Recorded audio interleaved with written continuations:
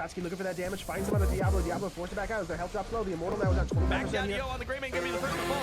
But is it ETC? No, that's Malfail up there. A triple. The Leyline used in the back, catching 3 people on top. That followed up by the APOC and the Lurking On. Catching 2, but this time on is going to be the first one. Wow, did you see that mosh pit? 4-man mosh pit while on a conveyor belt. That was like a regular sushi. There's the lead, catches him in the mud pit. Time trap does pop. Mosh pit goes out. Ruben's still in trouble. Pops to stay a while and listen, but it's not going to matter. Here comes the Boros on the backside. The Duo gets under and then stunned. Oh my goodness!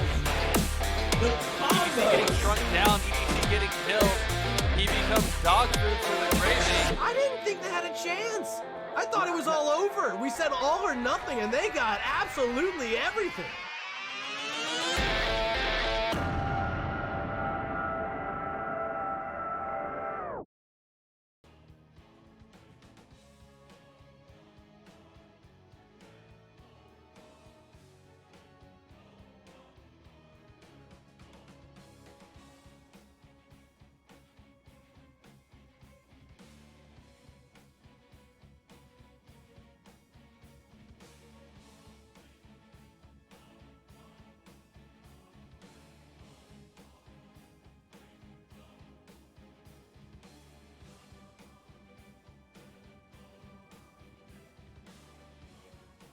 I'm muted! Hell yeah! Howdy, hello, welcome to twitch.tv/El Taquito, Red Chi, Red X, or Red Zichi, Red 11 Chi, one of those.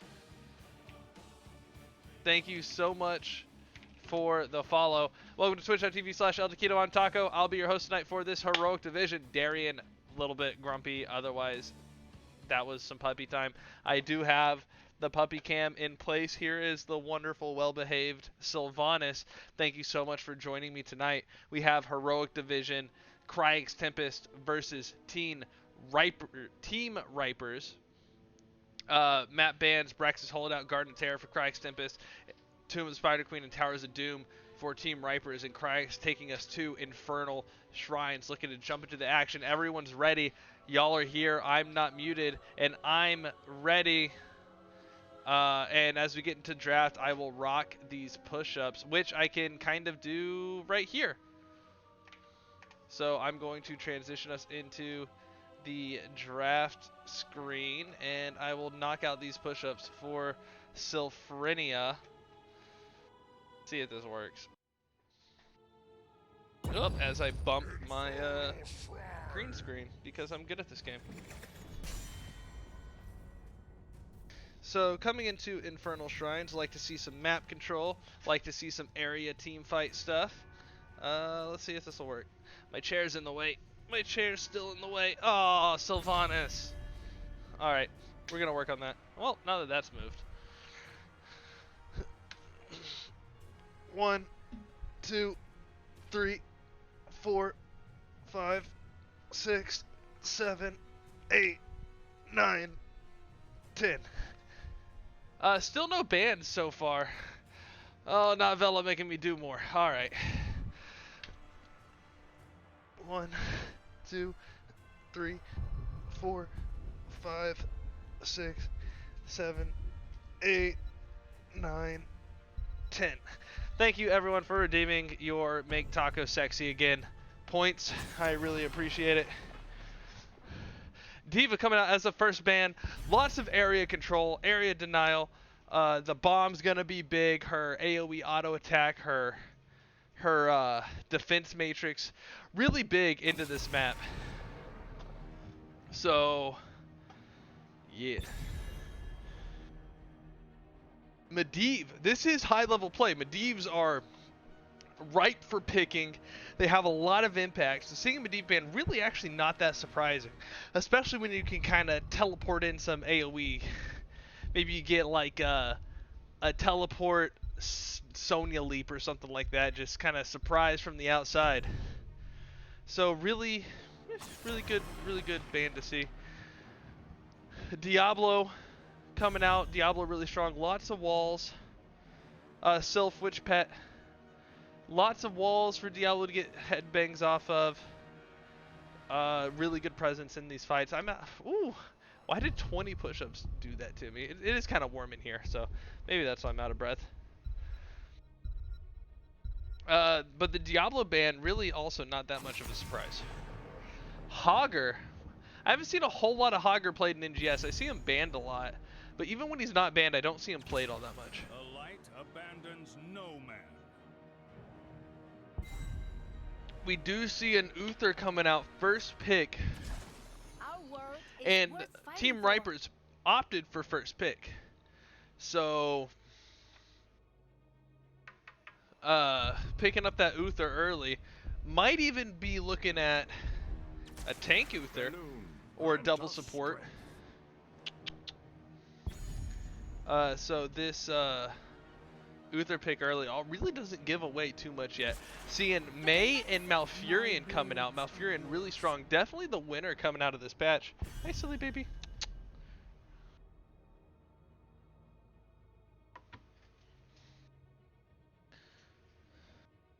I like the Malf. I like the Malf with the May. Orphea Sonya coming out too. Sonya and Uther are gonna be a lot of lockdown to hold people still for the Orphea. There's a little 2-for-1 on the puppy treats. Anaban. I think Anaban is a really good choice here. The extra healing to help boost Uther's healing. Also the sleeps to set up Sonya and Uther and Orphea. I think those sleeps would be devastating with the rest of this Team Ripers comp. I think that's a flex ban coming out from Kryix Tempest, and a very smart one at that. And Mephisto, tickle me Fisto, getting gotten rid of, something like that. Mephisto, and you know, Malfurion roots, May stuns and slides and slows. You know, that's setting up a really good Durance of Hate. Mephisto, I think, is a very underrated hero in NGS right now, and his Q build just got buffed. His Q build's really strong right now, and that Durance of Hate is just chef kiss. I think he run Infernal Shrines. He might would have gone more for a trait build, getting globes and such, but he's not in the game, so who cares?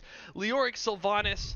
I think we're starting to lose a little bit of synergy here over on Kryix Tempest, but I'm interested to see how it works out. Stukov, a really good pickup. Stukov under the Sonya and the Uther, and then Tychus for the cleanup. I think Team Ripers kind of has the draft right now, but I'm interested in what do you think? Let's start a prediction. Who wins game number 1? Kryix or Ripers? We got 5 minutes going on this prediction. Let's see what the audience participation thinks. The wait is over. Last pick going over to Cassia. There is a lot of, even with the Leoric, with those moist entombs, they can hold people still. I think Cassia and Sylvanas will get a lot of value. So I'm interested. I think Kryix is playing for level 20, so we'll see how that goes. And but I still think Ripers has the better draft overall. I think Kryix can come back at about level 20. Otherwise, I think they're playing defensively for most of the game. Belmont 17, thank you so much for the follow. I appreciate it, for all of your taco needs right here, where every day is Taco Tuesday. I am digging the portrait synergy with the health fountains out of Kryix Tempest. They've got that going for them. Let's see if they've got the mount synergy too, and extra bonus points for spray synergy. But getting some good cheers over for Team Ripers. I think they this is why I like heroic division games. These teams are so good. There's, I think, 3 grandmasters in this game right now, and everybody else is in masters. So this is going to be some high level shit, and I am excited for it. Bak G, maybe the J is silent. Bak, bake. If the J is silent, that's bake. Thank you for the follow. I'm sure you'll tell me how to pronounce your name shortly. And we are just about ready for game number 1. The battle begins in 10 seconds.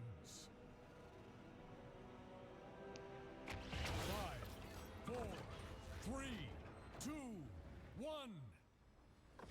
Let the battle begin. And over here, I'm getting ready like I'm trying to play. On the blue team, we have Moist on Leoric, Bridge to Death on May, Raver on Cassia, Will to Live is the Sylvanas, and TT Wolf on Malfurion. That is Team Kryix. Tempest over here on Team Riper's got LF Naniel on Orphea, Red 11 on Uther, Hope on Stukov, JP on Tychus, and Champ of Horde got Gammon on the Sonya. That is Team Ripers. Not a whole lot happening yet. Just getting your standard 4-man double soak. May looking to disrupt some rotations. Getting caught out by the everything. The Uther, the Tychus, the Orphea, the lurking arm gonna stop that protect at first, and May going to be first blood, going down early at 1 minute. Team Ripers getting that early advantage. Gonna go ahead and steal this camp. It looks like they've got 4v3. They can bully for it, but that camp's gonna put out damage. But no contest from Kryix. Tempest on this camp. Gonna go ahead and give it away. Sonya coming in, spread out Sylvanas spread out a lot of damage. Going to that Q build, but gonna get dropped by the Orphea Uther. Uther stun, Orphea just deletes. But 19 stacks on this Thunderstroke out of 65,535 for Cassia. So early movement for Team Ripers. Cassia, I think, stacking for the long game. I think Kryix Tempest in general going for that long game. And that is just showing two camps. So over here, Team Ripers coming in on this bottom camp, gonna try to get this early lane pressure.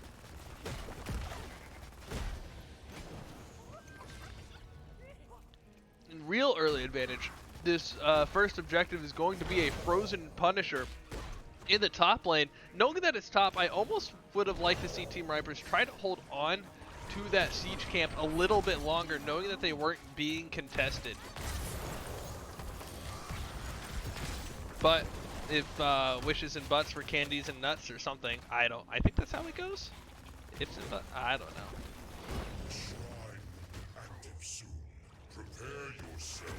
I was moving up because I thought they were rotating and they stopped. Orphea and May here having a skirmish in the middle lane. Camera control in the caster's hands. Probably not the best idea.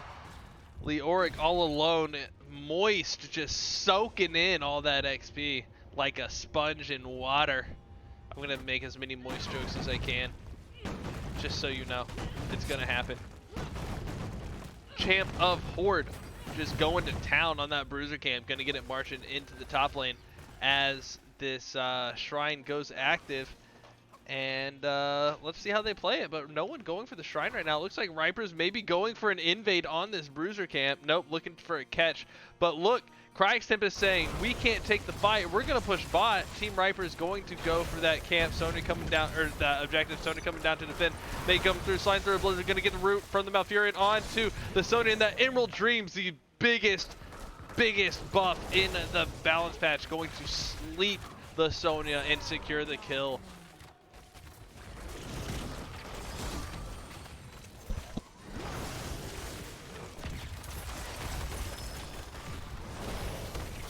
So a little bit of a defense coming out from Team Ripers. They're probably going to send Sonya up to do this objective that hasn't even been activated by either team.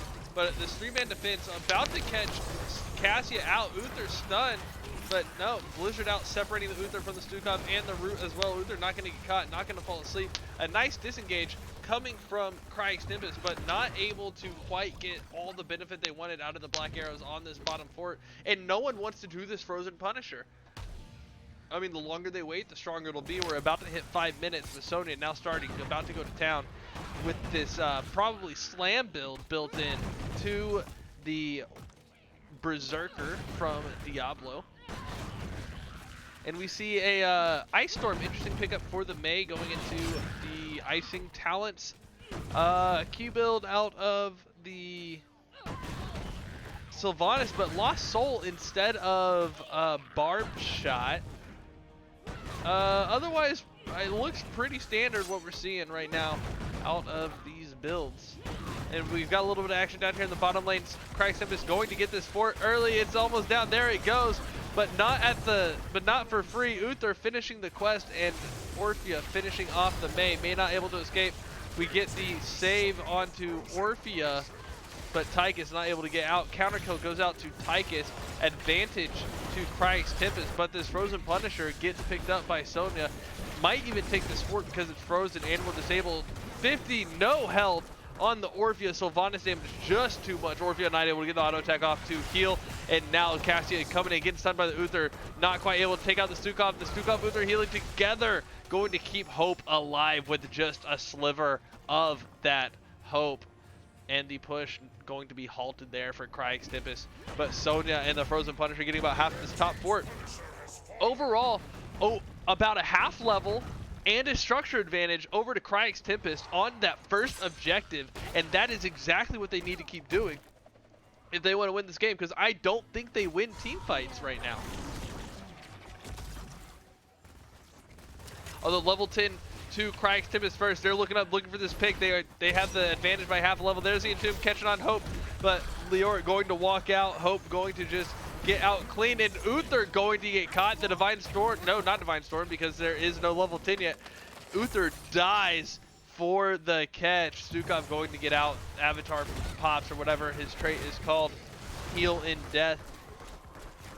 Leoric very low, gonna have to go back. Yep, there is the B.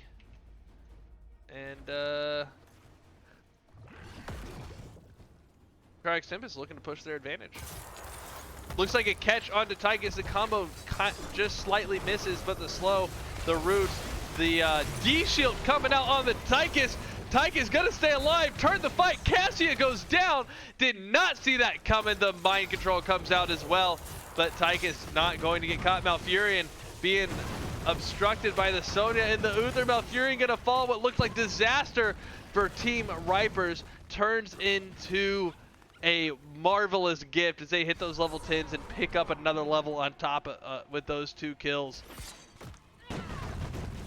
And now we can go over these level 10s. Icewall on May, Entomb on Leoric, Tranquility on Malfurion, Mind Control on Sylvanas, and Ball Lightning on the Amazon. Cassia over here on Team Ripers. Divine Shield we saw save that Tychus. Commandeer Odin. Crushing Jaws, Flailing Swipe, and coming out for the Sonya. Look for some devastating team fights at Crushing Jaws and Leap. Going to be big. And then a Divine Shield probably on that Leap. Going to let Sonya just go off and do whatever she pleases. The Raver, the Misspelled Reaver fan club is here. Cassia, you have the support behind you. You have 42 stacks of Thunderstroke. Oh, that's Thunder Horse. Sorry. So maybe that is the motivation Cassia needs to bring Kryix Tempest to victory. This next Punisher coming up going to be an Arcane Shrine. I should say this next Shrine coming up going to be an Arcane Punisher. But I've been told that English doesn't, or that grammar doesn't matter anymore, so we'll just go with it. Caster at the ready. Nice. Crushing Jaw and Islaw holding the Stukov at bay. The Crushing Jaw putting out a lot of damage onto the blue team, but red goes down. Uther heal activate. Gonna save this Orphea from the May. The Uther heals coming in clutch, and then the big heal from the Stukov. There goes the Entomb. The silence on top of the Leoric. Leoric not able to get the kill. Leoric going to go down. Probably no, but Sonya feeling the sweat. Sonya turning or getting moisted by that Leoric. Orphea dancing away. Hope walking out, about a third health remaining on Stukov, and this camp goes over to Kryix Tempest, and they're gonna come pick up this shrine, I do believe.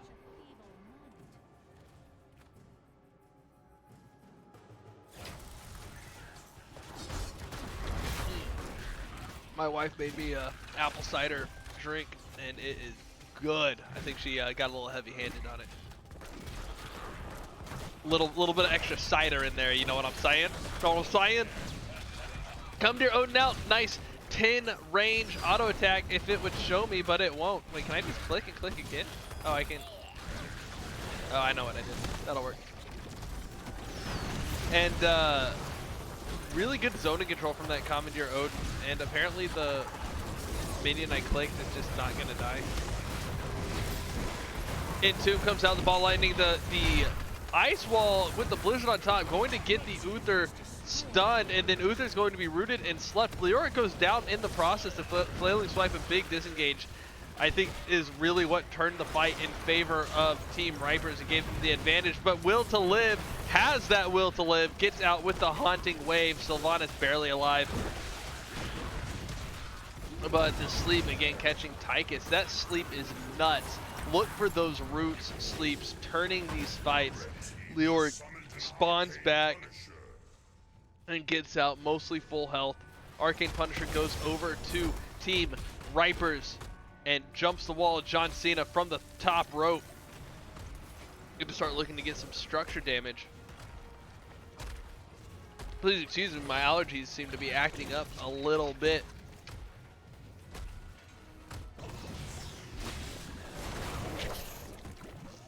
Nothing really important going on with John Cena down in the middle lane. Just, you know, just doing his thing. It ain't much, but it's honest work, pushing that fort. Fort goes over to Team Ripers, and big defend from Kryix Tempest. Raid Nexus Gaming Series coming in. I know that the game of the week did not happen, but did some NGS ARAMs. I hope that was a lot of fun. Murda, how are you doing? How was the stream? Welcome everybody from Nexus Gaming Series to game number 1 of Heroic Division Kryix Tempest versus Team Ripers. We just finished the second Punisher. And a big slide in. There's the Crushing Jaws. Not going to catch anybody. The leap also not quite going to be as effective as we want it to be. Now Team Kryix Tempest rather coming in. They've used 3 of their heroics though, but they're taking in this advantage. The Unstoppable from the Uther out on the Tychus. Not going to be enough. Cassia getting the secure on the kill. The wave coming out from Orphea trying to slow down this chase, but Kryix Tempest says, nah, we want this. Stuka says, nah, brah, I got this instead. With the flailing swipe, getting rid of the rest of Kryix Tempest saying, you know what, well, we'll take your fort instead. This is mine. But structure advantage still over to Team Ripers, and we'll watch as this fort gets sieged.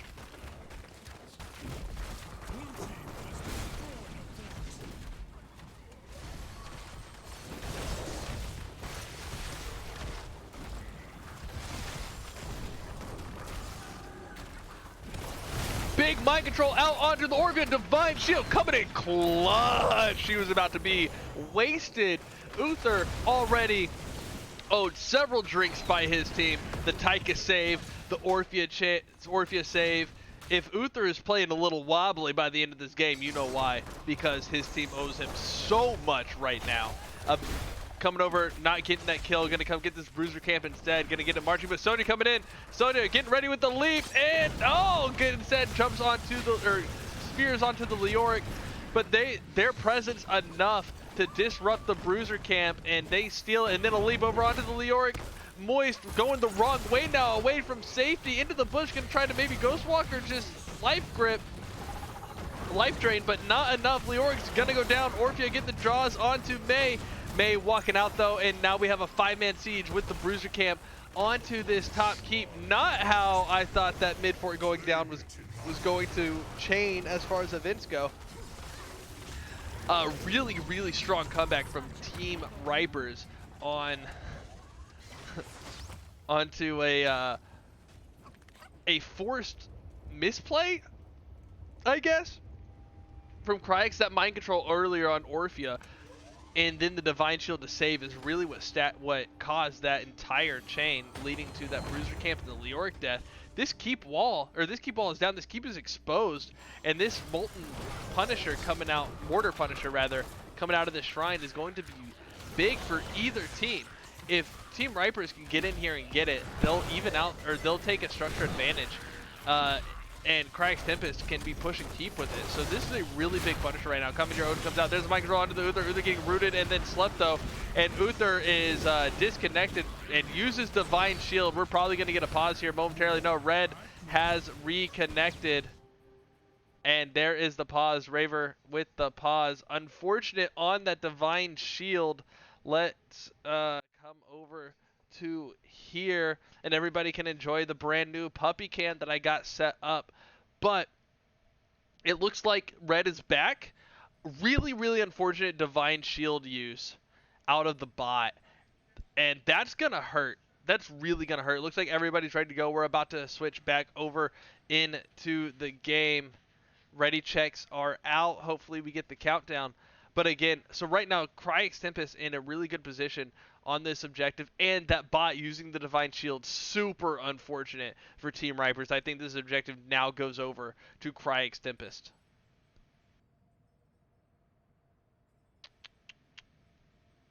Baby? What's happening? Did I disconnect? Okay, no, there they are. They're talking. All right, here we go. 3, 2, 1. Let's get back into this game.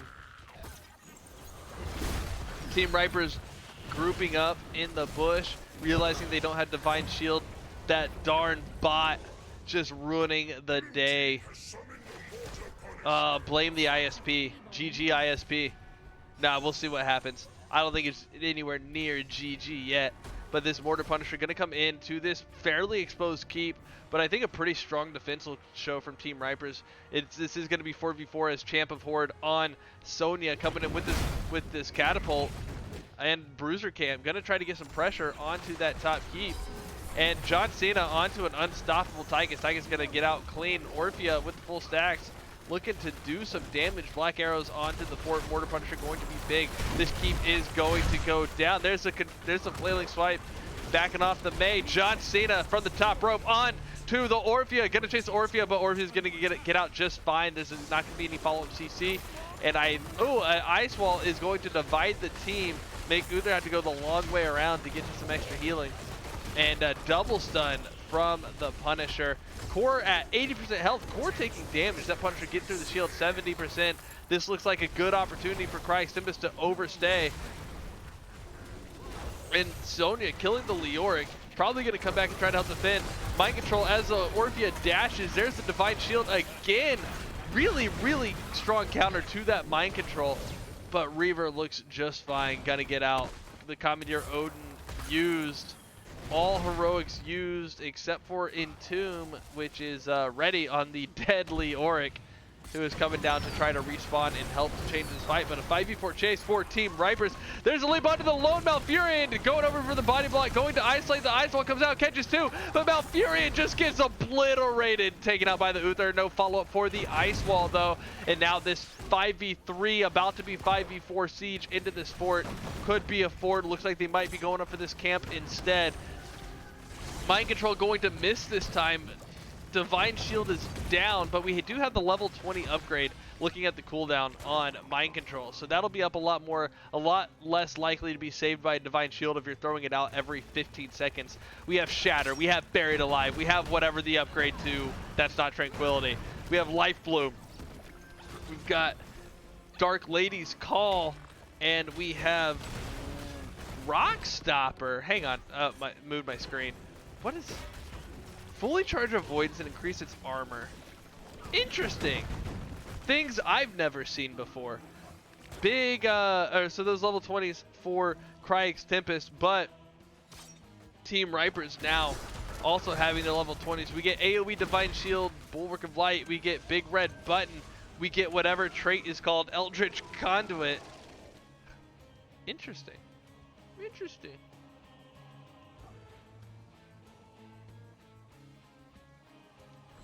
Up to 60%. Oh, that's a lot stronger than I thought it was. We get Controlled Chaos, and we get Ariat Crater on the Ayak for the Sonya. So look for some devastating cage matches, because that's what Sonya's going for. But that Buried Alive is going to be really strong, and I think Sonya jumps in, and then a Buried Alive is dropped, and that's the fight. I think Kryix Tempest does have a keep down from Team Ripers. Team Ripers has a really good clear though. And Kryix Tempest does have a fort. So right now this game looking really, really in favor of Kryix Tempest. Let's see if they can hold on to control. Moist just walking around, dripping in sweat, ready for the... you know what? We talked about the portrait synergy. Kryix Tempest does have the mount synergy. All 5 of them riding these rippers. I am proud of them. Let's just, not gonna lie, I'm proud of them. Just for that. And if they make it to an interview, someone please remind me about all of the aesthetic synergy. But we do have this arcane shrine up. And Commandeer Odin comes out. That's the first ult used so far. Look for the mind control. Uther zoning for the Odin. And the teams are kind of split. Looks like Sonya might be getting caught. The Mei coming in, trying to follow up Sonya. Team Sonya zoned out, but 3 zoning out 2 isn't going to do Kryix any favors. Team Riper is looking to move in and start to take the advantage on this shrine, even though they're down 31-14. There's the Ice Wall catching 2. Look for the follow-up. There's no Blizzard, but there's the Buried Alive Entomb. Silence onto the Orbi. Orbi gonna get melted. Maybe 500, no health. Divine Shield out on to the Sonya, but in the backline, Taika is going to fall. And that is a 2 for nothing, 3 for nothing for Kryix Tempest, but Stukov goes down. There's the mind control in the room. Uther fall. Mega kill coming out for Kryix Tempest. Kryix Tempest says, we're only 2 away on the John Cena, but we don't need it. We gotta end the game right now. The core at really low due to some Windians, I guess. Yeah. Going back and watching it on the stream at the moment, thanks to the delay, at 50% health and falling from about 70. Those Windians Capitals doing a lot of damage.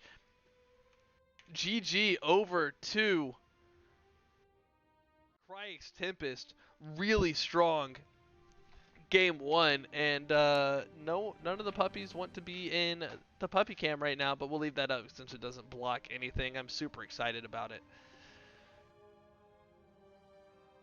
Oh my Lanta, what? Wow, what an intense game. Just, it felt like wall-to-wall action.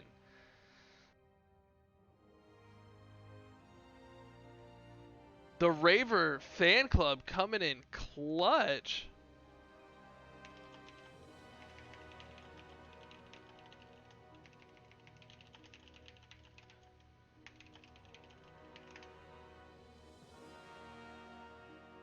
But this stat board, yeah, Cassia, lots of damage. How did Cassia do on stacks? I can't see what the Thunderstroke got to. If anybody noticed what Thunderstroke was at, I didn't show talents towards the end of the game, I don't think, unfortunately. But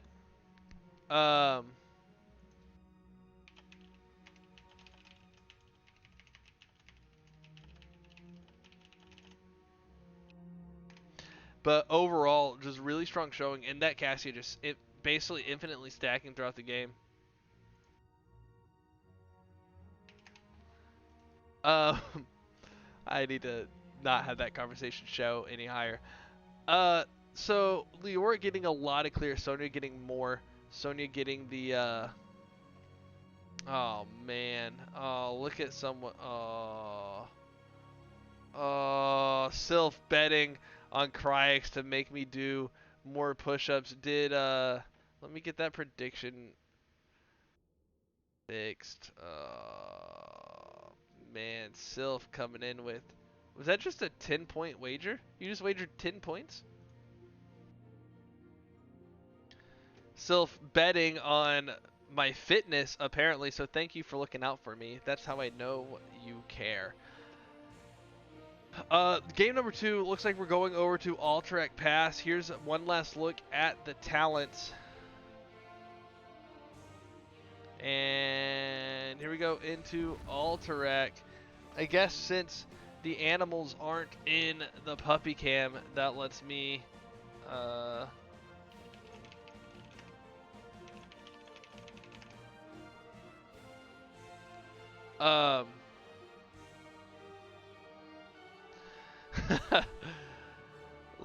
let me get these 10 more push-ups real quick. Thank you, Sylph, again for looking out for my health.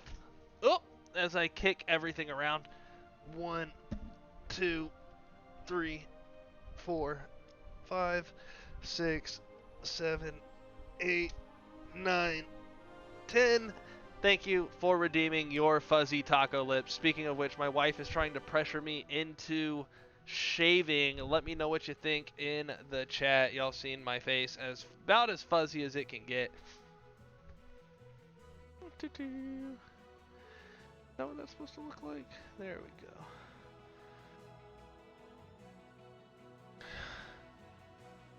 Huh. Okay, that looked weird. So that, wow, that game won though. Oh, that's not the screen I want to show.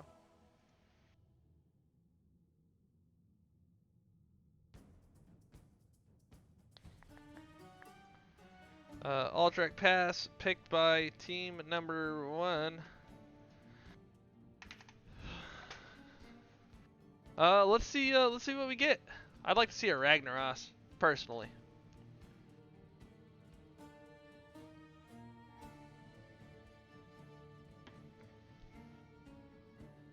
Well, I think part of the problem is that it like sticks down over my mouth.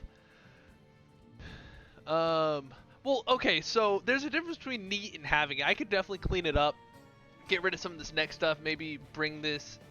My camera used to be over here and now it's over here. So I can like clean this up a little bit, maybe trim this down. Although I don't like my mustache. Part of it's laziness, so. Game number 2 getting ready to get underway. Just waiting on a couple of members to finish up their readying.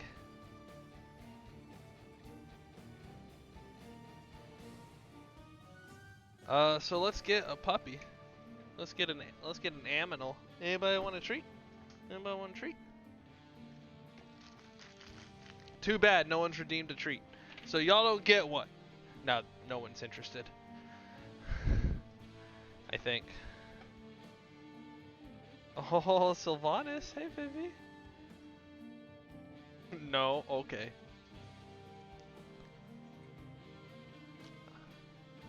So Aldrich pass, 2 bosses, 2 regular camps. Those regular camps tend to be stronger than the bosses. The core has armor. The core regens. You have got to be ready to finish off the core when you go into that base. Because if you're not, if you aren't ready, then all of that effort's wasted. All of it. There's no, oh, we got half the core. There is, well, the core's back to full health. Maybe we try again next time. And that feels bad. Sorry, trying to take care of a quick thing over here. That wasn't the button. Silly, what's your problem, girl? Do you need to go outside? Yeah, that's what I thought. And we are in the draft now. Here comes the button. There's the button.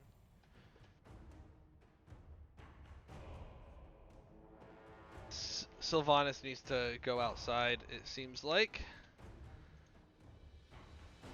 So we load into this Aldrich pass with first ban, first pick going over to Team Ripers.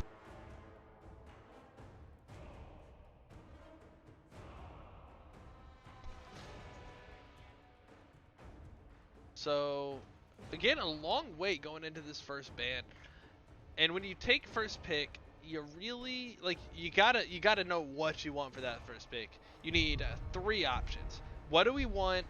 What do we want if they ban it, and what do we want if they ban that too? So first pick, a lot of responsibility. So you generally come in with that plan. Chromie going away, really strong delay from the Chromie, lots of extra mud from the Chromie to prevent getting these channels on the objective. Chromie just a really oppressive hero on this map. So really good to see that ban. As the Medivh gets banned again from Kryix Tempest. I wonder if that's a target ban. D.Va going away as well. D.Va also a repeat ban.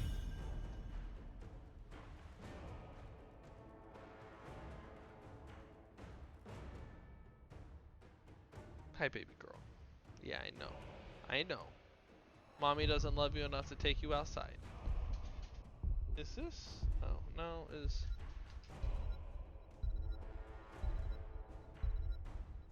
There it goes. Hogger going away again as well. Medivh Hogger, repeat bans for Kryix Tempest into Team Ripers. So really, really not wanting to see those two heroes. That makes me think that it's a little bit more targeted bans than quote-unquote meta bans, because this is a organized play, so you get an opportunity to do some scouting. But Hogger can be pretty disruptive here too. Sonya from Champ Ford coming out. Sonya, really strong play out of this Sonya, getting a lot of benefit for Team Ripers. So good to see that coming out again. Really strong, again, like I said, really strong play, really strong pick. And I think she's going to do a lot of work here in getting Team Ripers back into this match. Brightwing Sylvanas. The Sylvanas was really strong. Sylvanas on a different player this time currently. There is still a swap round, but the Brightwing, huge mobility, able to respond to the offlaner having trouble with the Sonya, able to maybe pick up a little bit of extra soak and then get to the objective. Maybe we see a bribe and some steals on the camp, because this camp is really strong. I don't think we see it. I think we get Hyper Shift instead, or maybe even Poly with the Sonya. But then a Mei Orphea pickup, Mei being stolen away from Bridge to Death. Mei really strong tank right now in the meta, in her natural habitat of the cold. The climatologist coming in to rescue some Horde. And Orphea with the follow. Orphea was played pretty well. I think Orphea got saved by the Uther a lot. Ana, another ban on the Ana. These are the same bans from Kryix Tempest. So that's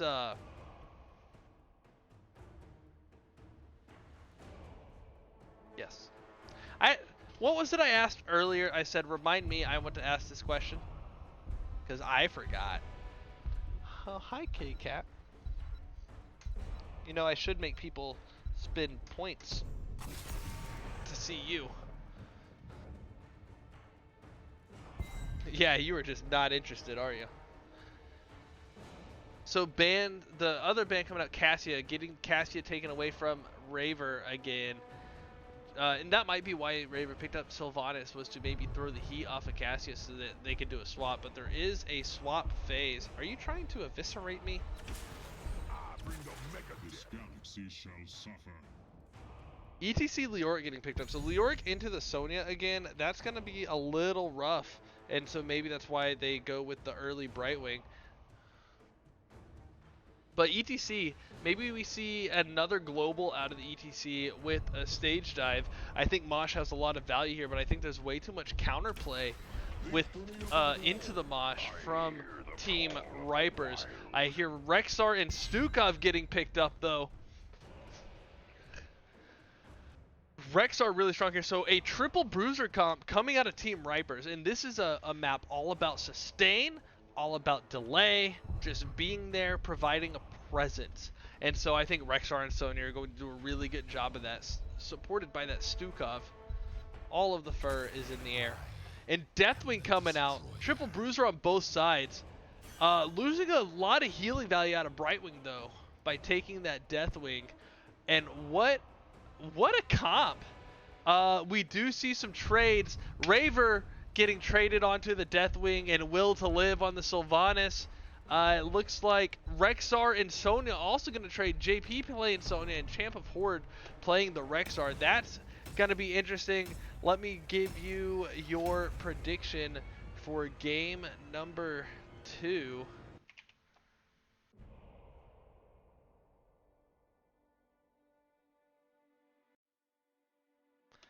As we go into Alterac Pass.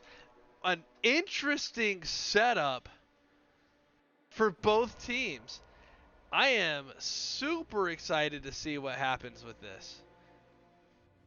So over here on the blue team, Chabelo 1 2 3 4 5 4 12 34 54. Is that lottery numbers? Thank you for the follow. Appreciate it. Welcome to Taco, or welcome to twitch.tv/El Taquito, where every day is Taco Tuesday. Over here on the blue team for Kryix Tempest, we have Moist on the Leoric, River on the Dragon. Will to Live on Sylvanas, Bridge to Death on ETC, and TT Wolf on the real dragon. Look at this Skinergy. Look at it. Look at it. We got Deathwing and the bigger dragon in here. Brightwing, the true terror of the skies. Look at him walking in. Let me go introduce the red team. Oh, now, see, I screwed that up. There we go. Let me get out of here. Red 11 on the May. Hope on Stukov.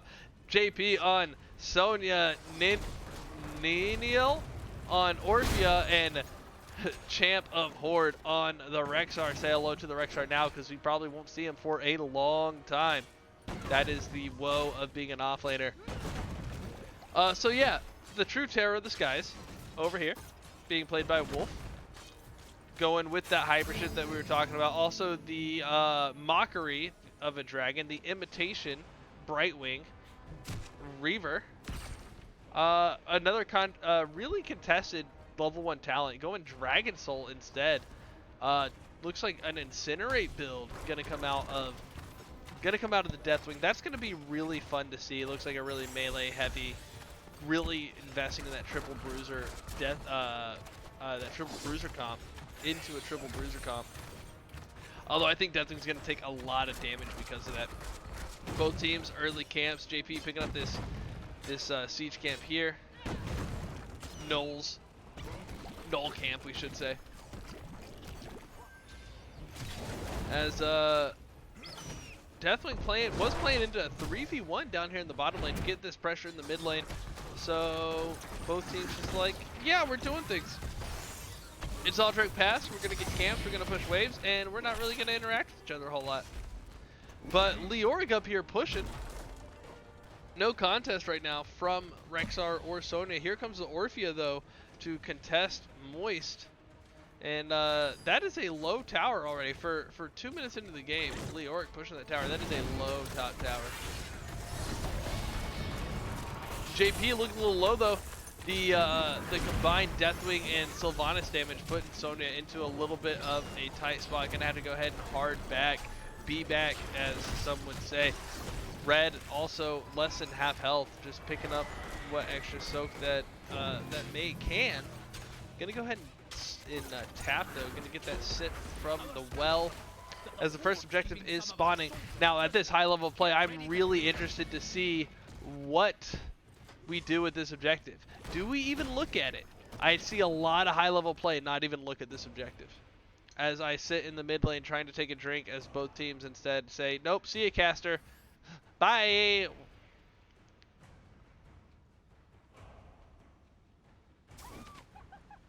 That's one of my favorite sprays. I like both of the Carbot Uther sprays. That one and the one where he's like holding the hammer, got his tongue out and the books on his head. My team uses the Best Friend spray. I also like the El Chamuco Sizzle Sauce and the Stabby Brightwing. Probably my favorite sprays.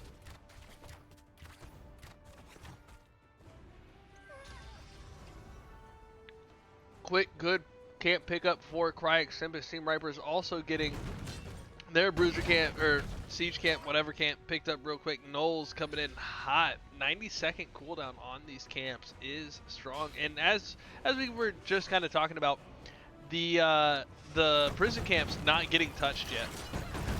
Both teams saying we want to clear out, we want to get some push, maybe even take some little bit more structure damage before we go for that camp. And Will to Live again expressing that exact will to live. Getting out with about half health, picking up a shield, I imagine, from the Brightwing. Yes, level 7 Brightwing. Cataclysm comes in hot on top of the maze, splitting out the rest of the team, making icing out less than 300, less than 200 health. Taking a lot of taking damage from that Sylvanas, but no one's gonna die instead. Oh, that was close though. Stay frosty, May. We'll see you back in a few seconds. That Cataclysm surprised me coming in from off the screen. And we got two people in the bottom lane against the Deathwing. As we see a 3-man rotate, gonna have a 4v1 coming in top. Oh no, instead, oh, there's an objective? Oh, hey guys, there's an objective. What? What's an objective? I don't know. Let's go check it out. as ETC leading the charge into this prison camp. And Team Riper is looking like they're going to try to contest it now, maybe get a little bit of channel and a little bit of delay. But a lot of extra damage going out. That timer's still going. Bridge to death, though, doing exactly that. ETC led to the slaughterhouse by Misha. Oh, you hate to see it, but Moist going to die as well as the entirety of Team Riper surrounds him. Deathwing dropping in on top of that Moist death. Barely going to get out with one armor plate, about 10 to 15% health left. Excuse me. About 10 to 15% health left on the Deathwing as he escapes from way up here. That was a hell of an escape. And immune to the slow, though, I'm kind of surprised he didn't just go up into his top fort instead. I don't know. I don't play Deathwing. But if that's the escape he needed, that's the escape he needed. Both teams looking at level 10. The objective getting channeled and then reset for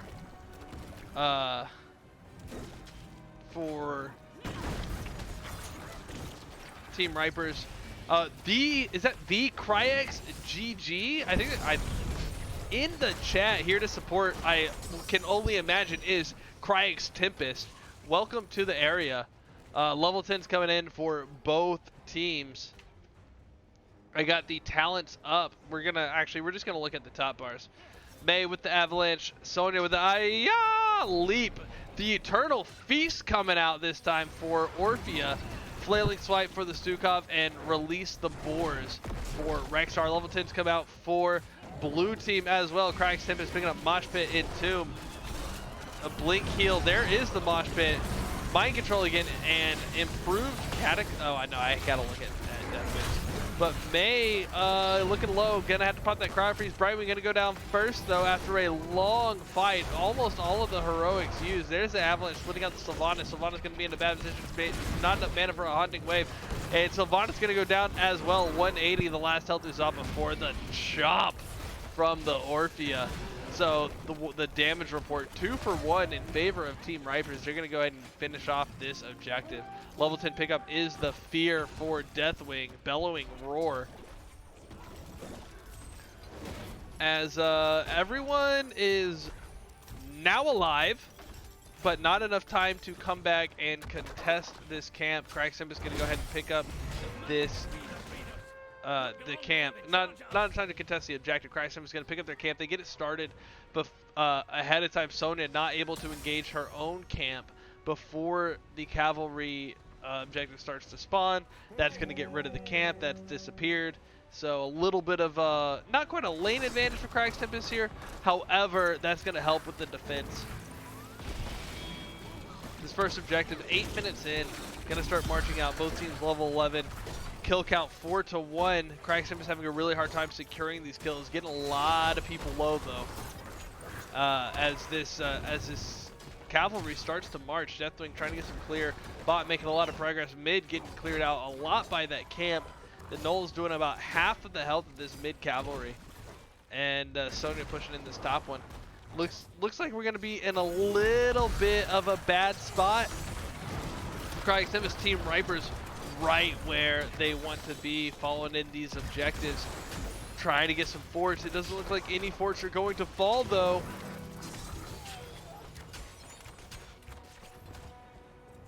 As, yeah, no fort falls. Bottom and top take a little bit of damage. Colin B, thank you for the follow. Welcome to the channel where every day is Taco Tuesday. Hashtag stay comfy is right. No need to get too stressed out about the game yet. Both teams are in a pretty good spot. Neither team has lost support. Here comes the patient onto the EPT just in time, but the Avalanche. Brightwing gonna blink heal out. The Avalanche going to secure the kill. Sonya got the last hit, but we know it's the Avalanche.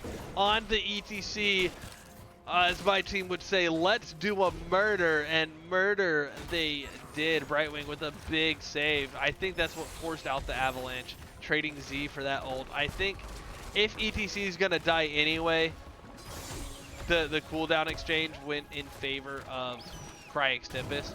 That camp getting scouted out by Misha, but no follow-up. Instead, they're gonna say we'll take this fort. Mid fort goes down. That's the first fort of the game. Now almost 10 minutes in. Both teams level 13. Deathwing coming in from the side, gonna try to get a little bit of damage, mainly just kind of scaring people out. Sony getting a lot of damage on this top fort as well. Here comes Leoric up to help defend. But Sony just working away on that. But ETC coming up, gonna try to help with the defense, but we have a 5-man collapse onto ETC. Here comes the Cataclysm across what would be the objective. Misha, always a valid kill. Misha goes down. We use 5 heroics on that fight. Release the boars. Avalanche was already used earlier to secure the ETC. Cataclysm, Mind Control, and the Entomb all come out in exchange for Misha. All in exchange for Misha. So to go ahead and pick up that camp. This siege camp for Kryix Tempest also coming up pretty soon. The objective is now active. The prison camps are in the bot lane, and both teams are on the top side.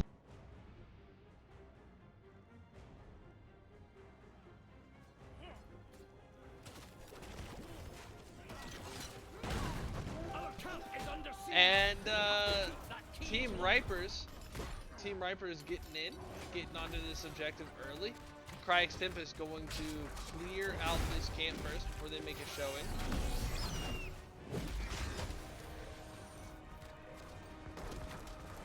But what's happening? Nothing. Nothing's happening. Kill each other. Fight for our joy. Fight for our amusement. Kryix Tempest coming in trying to interrupt this channel. Looks like Brightwing is going to pick it up. Brightwing, again, just a reminder, the true terror of the skies. 11 seconds left on the channel for the Horde. Loktar, Oga, our friends. And we see camp pickups again. Sony getting ready to pick up her camp. Sylvanas and Brightwing getting theirs.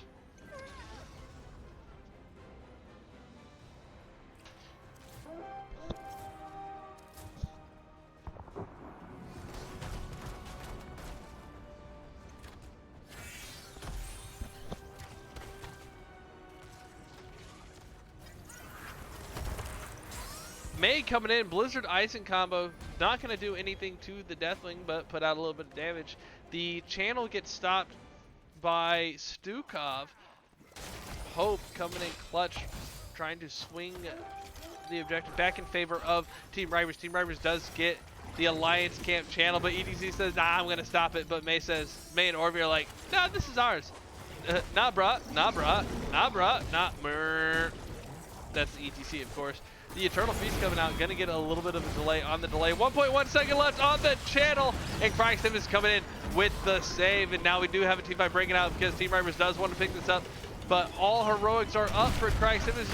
Mosh Pit, which just got used, so this fight comes out, going to disrupt the Mosh. Cataclysm goes out as well. Avalanche, the only thing left for Team Rivers. But ETC is gonna fall anyway, followed by the Leoric. The Bellowing Roar to get rid of the Sonya. But Reaver not going to be able to escape. It looks like Incinerate Heal is big though. And that is the end of that raid boss. As the second objective going over to Team Ripers is going to start marching down the line. This could easily be 2 keeps. And 2 keeps could lead to a game 3.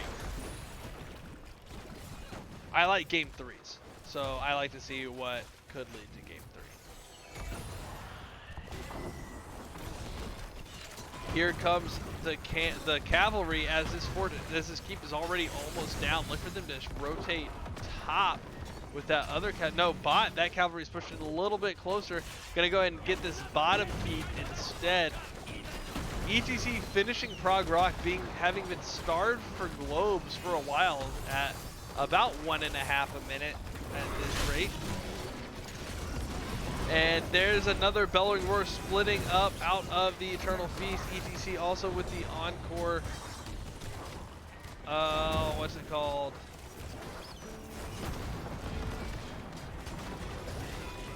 Face Melt. It's called Face Melt. I remembered as I looked at the symbol. Oh,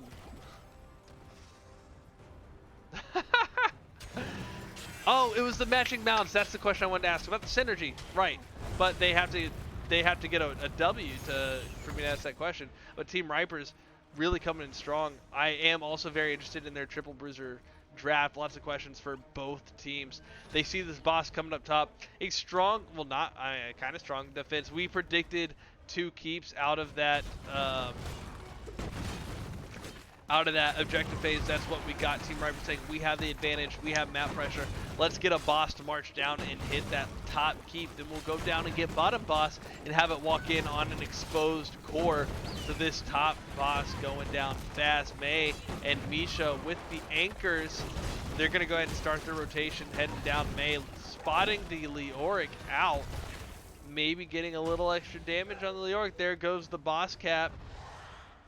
As you hear Sylvanas in the background howling at probably nothing. Either that or someone's about to break into my house, in which case I may not be casting for very much longer, but hopefully I do make it to the end of this game. The objectives are coming up, about 15 seconds left. Deathwing, right wing.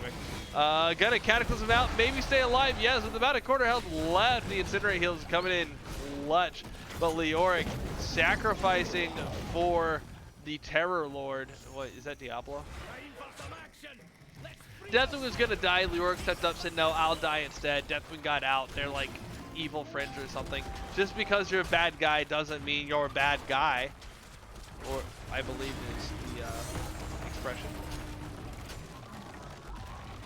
I'm bad, and that's good. I may never be good, and that's not bad. And now Taco Stream gets struck for DMCA. Or something.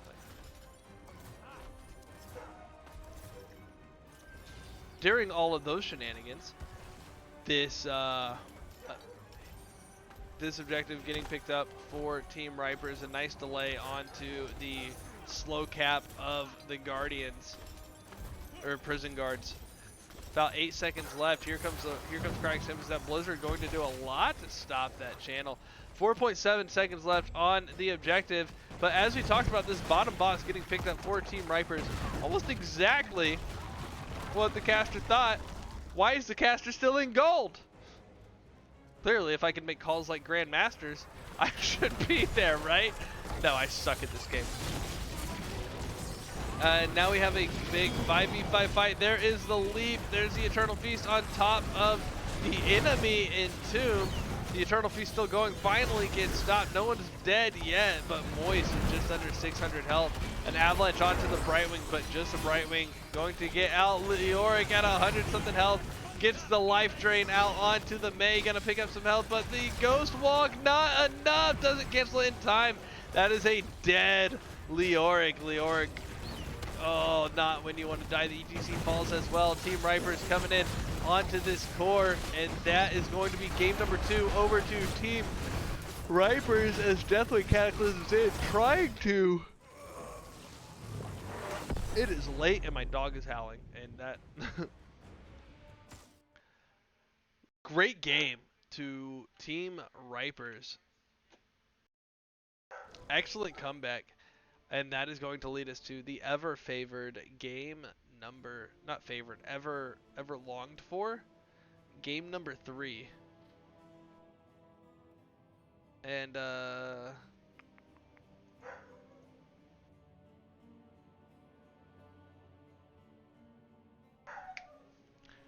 don't know if y'all can hear her, but I'm gonna have to go get her. Here is the stat board.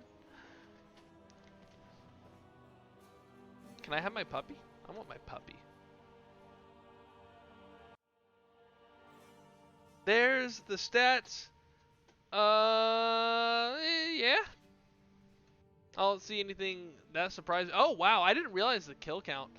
Kryix Tempest only picking up 1 kill. Team Ripers getting 11 onto the enemies. I thought there were a lot more deaths. Coming out there. But that was a very controlled game for Team Ripers. Here are the talents. If you see anything interesting, please let me know. I would love to talk about it. As apparently the puppy runs away. Oh, the puppy ran away. The puppy did not want to be on the TV. So we are waiting for a game number See if I can bribe the puppy out from under the bed. If anything, I get the big dog. Oh, somebody let the cat in. Oh, it was Silly that let the cat in? Silly is the big dog, by the way. That is Sylvanas. The cat is Rhaegar. And the puppy is Darian. So, here you go, Silly. Darian. I know my beautiful face is not on the TV right now because I'm bringing you the even beautifuler Darian as we wait for these results.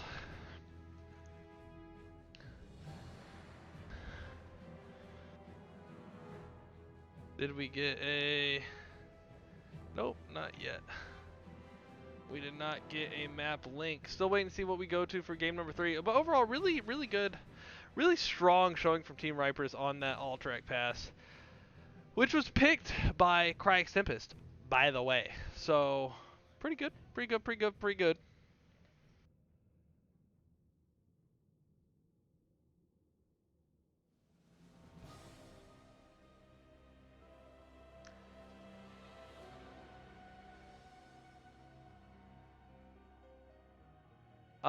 But yeah. Oh, what is this? Sorry, I felt something weird on the puppy. Oh, okay.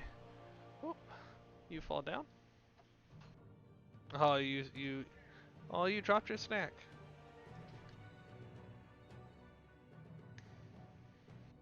You dropped your snack. So again, still waiting on that game 3. Normally I am just full of words, but today I am sleepy boy.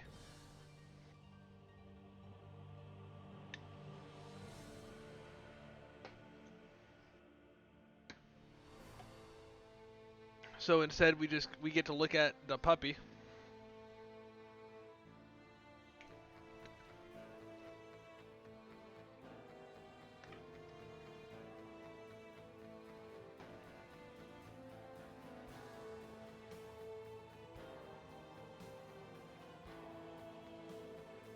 Really? Why are you dropping all of your snack into my chair?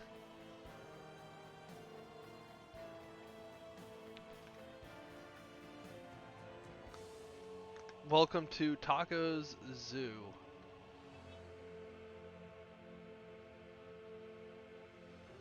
Isn't he just the cutest? Look at him like chewing. Look at him smacking his face. Smacking his face. Smack, smack, smacking in place. Alright, I can't have the cat in here though. He will mess up the stream. So, I will be right back as we do that. I don't have any cool Heroes of the Storm related commercials to run. I say commercials. But I need to figure out where the cat went. So that I can properly...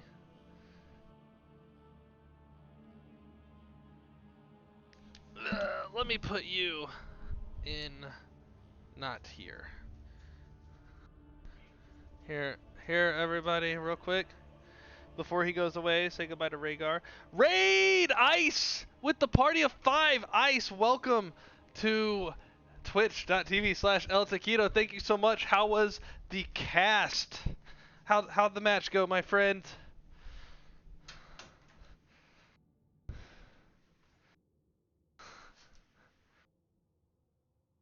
Hey, that's all right, man.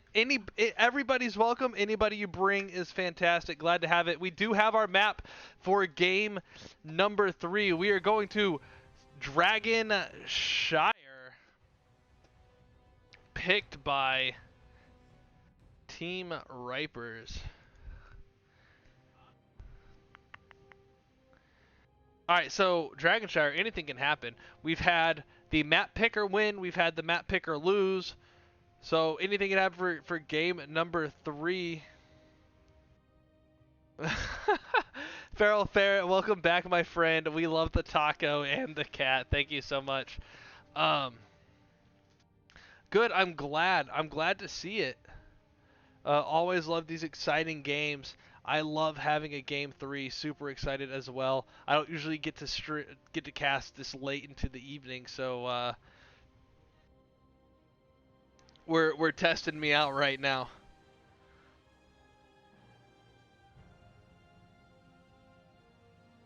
You're testing me out.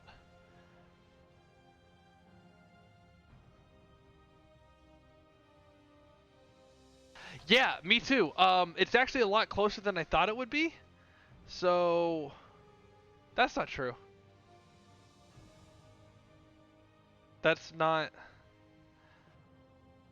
how, that's not the words that I meant to say. I don't know how to fix that. It's really exciting. I do know that it's really exciting. Like, a lot closer than I thought it would be is just like a natural response. It's a really, really good game right now, or a good set. It's going, the results aren't going the way I think they are. That's the better way to say. Well, it's 11. All right, look, Ferret. I work in Central Time. I work 5 to 5, or rather, I get up at 5. I work 7 to 5. But on Fridays from now on, I'm working like a 1 to 11 or something stupid. So like usually I got to go to bed by like 9 or 10 my time in order to get maybe 6 or so hours of sleep. So yeah, it's relatively late.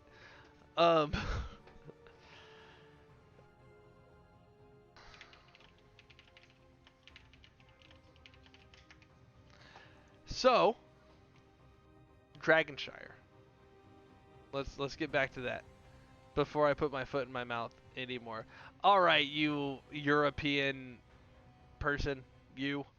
I'm actually really glad that you're returning to the stream. I'm glad that you've gotten interested in NGS, and I hope to see you playing next season. Dragonshire, point control. We've seen Rexar come out already. We've seen Rexar come out. Oh, thank you for the posture check, puppy. Where's the puppy?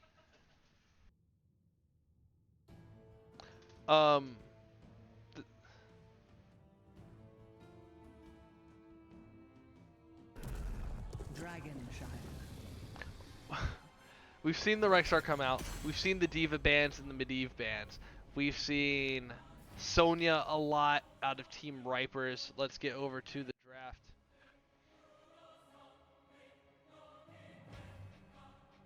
I think the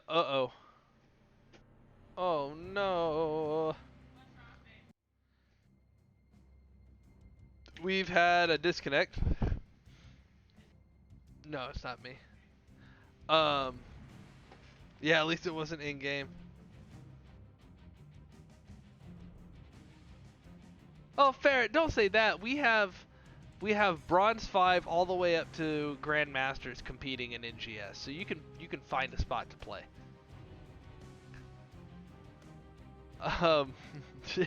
Everyone putting GGs in the lobby chat because the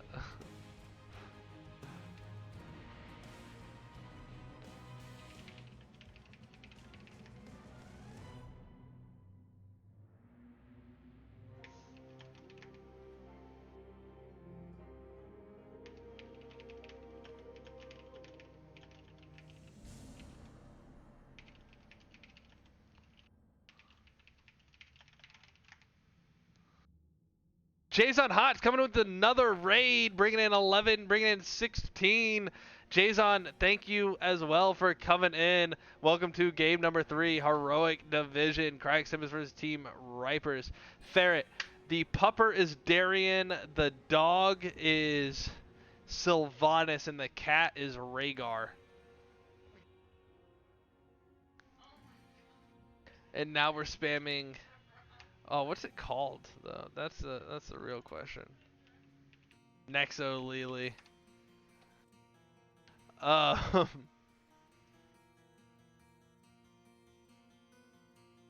y'all got to see this. We're just spamming the Nexo Lily emote. All right, it looks like we do have Red back into the lobby, so we'll just leave it here.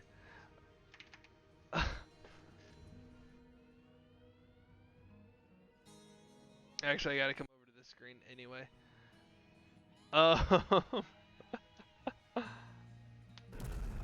So game number 3 starting up.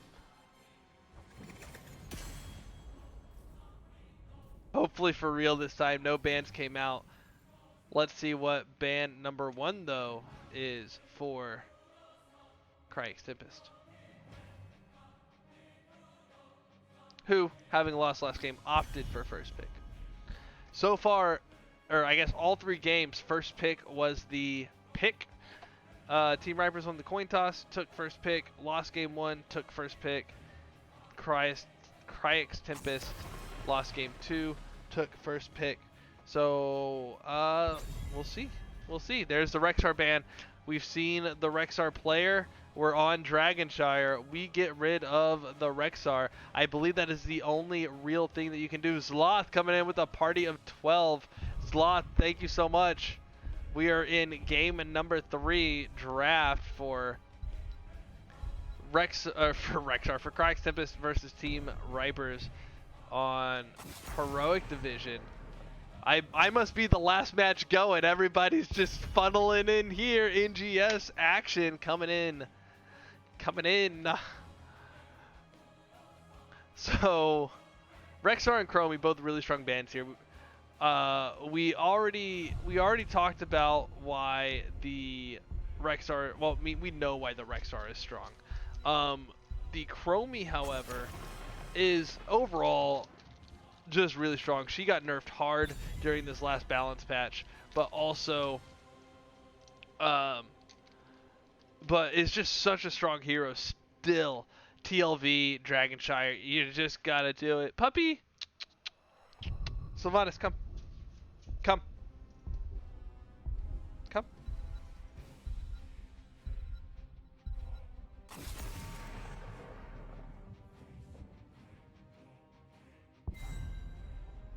Good girl.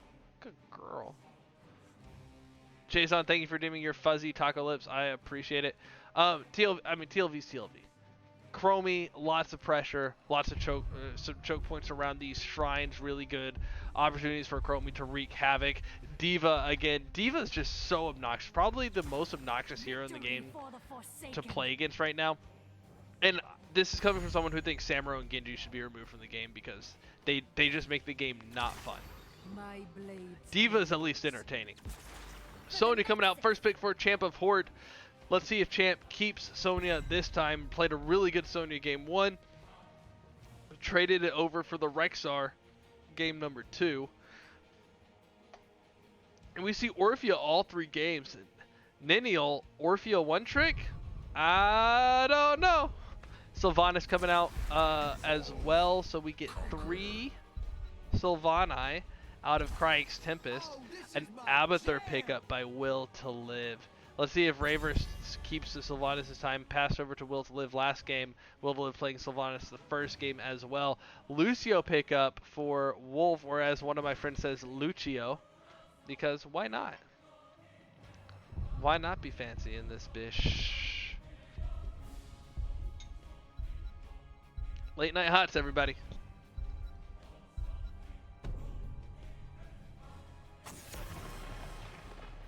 Speaking of heroes that aren't fun to play against, Samuro getting banned.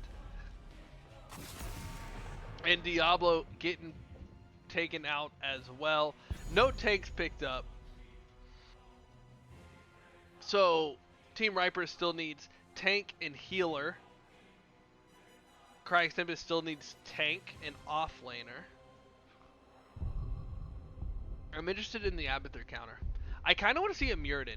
Muradin with an Abba hat is scary. Super scary. I don't think they have a good Abba target yet. The Mei pick up for Red. Bridge played Mei game 1. Red played Mei game 2. Mei going ahead and going over to Team Ripers. And we see Hope bringing in the Anna banned as the third ban, both game 1 and 2 by Kryix Tempest, instead wanting to get rid of the Diablo here. Maybe Apox finding Abathur type of stuff, not wanting to deal with that. I don't know. But going to see this apparently feared Anna from Hope. Anubarak being picked up by Bridge to Death and Moist, bringing in Leoric for a third game in a row. Looks like we got lots of one tricks in this match, but that's okay. There's nothing left to say, but pick the last hero so we can go already. No, this is a really exciting matchup. And we see Chin. This is the second Chin I've seen tonight. And this is the 5th map of the night for me. So that's a 40% Chin rate. Yeah, I think so.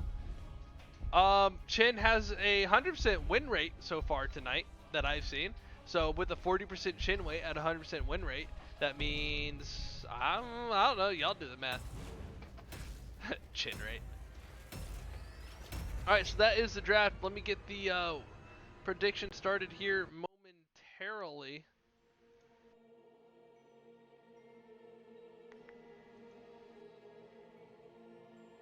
Game number 3. And there it is. Use your fuzzy taco lips. Earn points to make me do exercises so that I can be... That way I can look good for Mrs. Taco. Our anniversary's coming up, so I need all of the push-ups done. Please don't redeem your points tonight. I'm tired. And a fast start for Kryix, Tempest. Abathur, where is your mount? Lucio, where is your mount? Where is the mount synergy? Rude! But we do have Will to Live on the Abathur. TT Wolf now Abathur dancing and is in the right skin to be synergized with the mounts. TT Wolf on the Lucio, Bridge to Death on Anubrag, Reaver on the Sylvanas, Moist on the Leoric. That is Team Kryix. Tim is over here in the red corner. We have Champa Ford on the Chin, so that was another swap. Looks like JP on the Sonya, Red 11 on the May, Hope on Anna, Neniel on the Orphea, and oh my goodness, the raid. 40 viewers coming in with Dax. Dax Hole, how you doing, my friend? So good to see you. As we come into game 3, Kryix Tempest versus Team Ripers. What math do you want?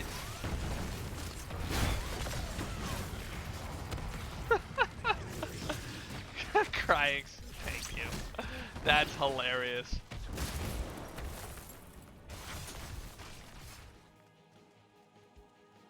I know the rollers. You should be able to. You should be able to change out the roller skates. Talking about my generation. That Barrett, GG, you win. You win that one. So Leoric and Chin gonna face off in the top lane. Looks like a 4-man Sonya yet again. JP bringing in that extra bruiser. I don't know. And Kryix, I mean, I imagine you work with the team, probably the coach. If you could give me any insight on the Abathur here and who the hat target, but a big burrow charge coming out of Anubrag onto the Ana. That's going to be first blood, but Orphea going to pick up the Sylvanas in exchange. This camp still not getting taken. A lot of bloodshed over the siege camp, but it's going to be a big pickup if Team Ripers can secure it. Kryix is trying to hold on. It's 3v2 right now. There's a blizzard. Oh, but the Orphea goes down as well. Abathur getting the pickup. Abathur murder. Raver with the pause as Sonya leaves the game. JP having a DC. Let's come on over here where no puppies want to lay in the puppy bed. So I'm sorry about that. Sylvanas, you want to come lay into bed? I set up the puppy cam so the people can look at you. You know what? While we're doing this, let me take a look at... Oh, perfect.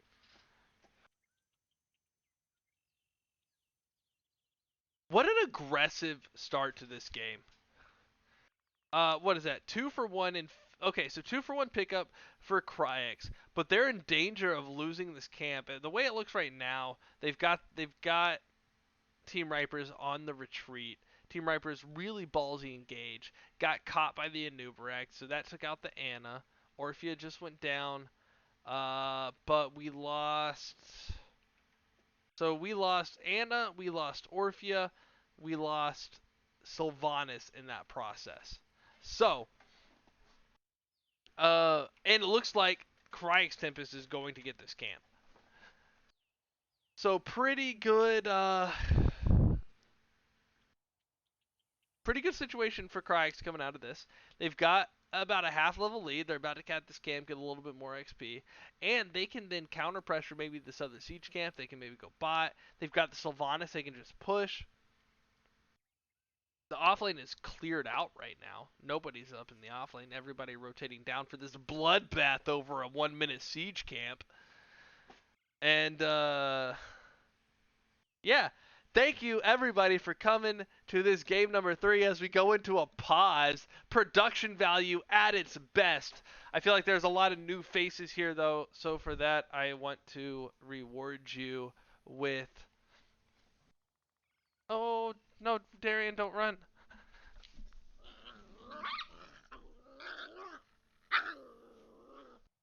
Oh, do y'all hear that? I think I woke him up and scared him. I don't know if y'all could hear that, but hey, buddy. Hey, what's wrong? Are you tired? He immediately ran away. He is getting a little fierce today. But here's Darian. You feeling better, bud? Are you better, bud? Are you better? Did I scare you? I'm sorry if I scared you. I'm going to reward him for settling down. No.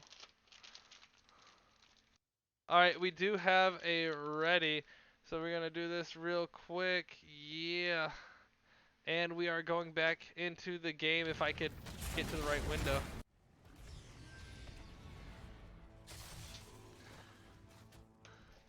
And everybody's back.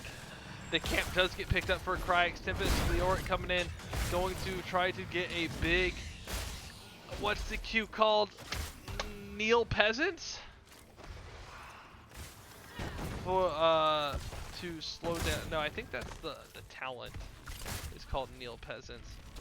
What is the Q called on Leoric? Somebody help me out.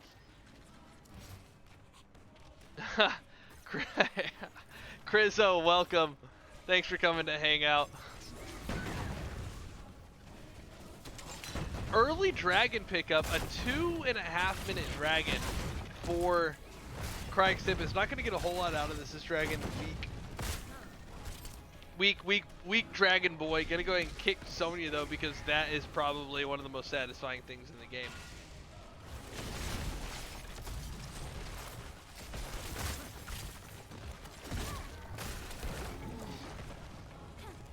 A little bit of skirmishing. No one's really gonna put out a whole lot of damage, but yeah, this dragon gets this front wall on the mid fort, and that's gonna be it. Dragon's going to fall here. 2 seconds left.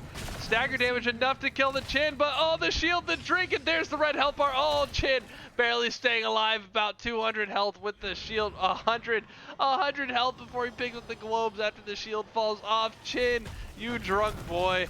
Oh, I need it. It's my lifeblood.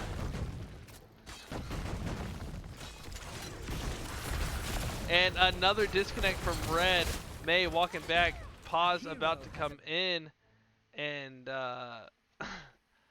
Kryix Tempest again coming in with the pause for Team Ripers, but almost out of pauses. Don't know how that's going to work if that keeps happening. Another disconnect. Let's get back over here. Maybe we'll bring in the other one.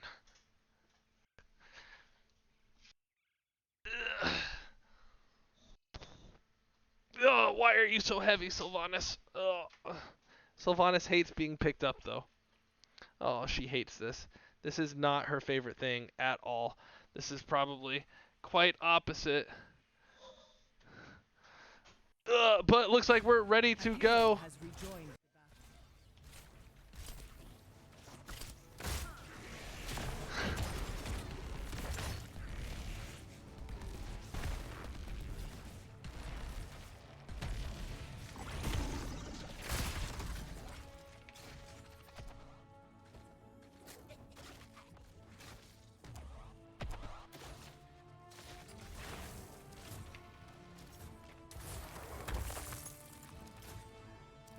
a little bit of everything happening, but a whole lot of nothing at the same time. So I'm picking up this bruiser camp.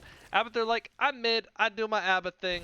And we get a siege from Sonya, Nubrek, and Lucio down in the bottom lane. Black arrows are out, but there is a sleep from the Ana, a blizzard and slide onto the Sylvanas, but so much poison damage, 20 health left by the time the dots from Ana fall off.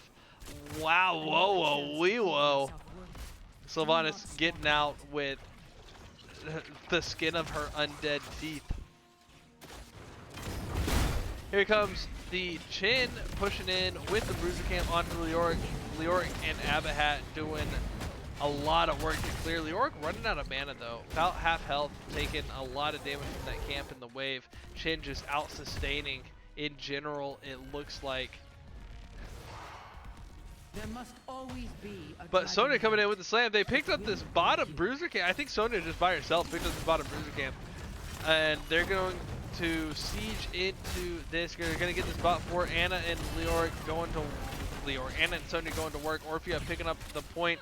The lasers are active for Team Ripers, and they've got 3v2 down this bottom lane. Going to try to put pressure on this fort, get some counter push onto this bottom side, and they technically have a structure advantage over Kryix Tempest now down here in this bottom lane. But Leoric able to take this top shrine back.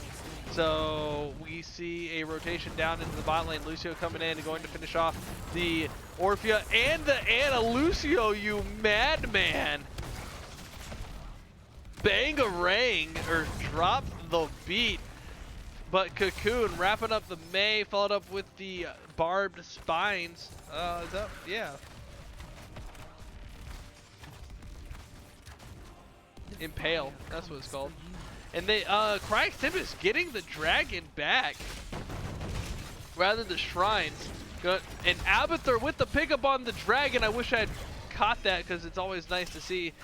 Really fun to see an Abba and a dragon because he's going to push aggressively and then going to have to make sure he can retreat in a way that lets him get out safely. So really kind of crippling the ability to use this dragon. And there we see at about 20%, dragon going to start retreating, kick away the Sonya. Dragon going to walk off. I wouldn't be surprised if he just cancels it.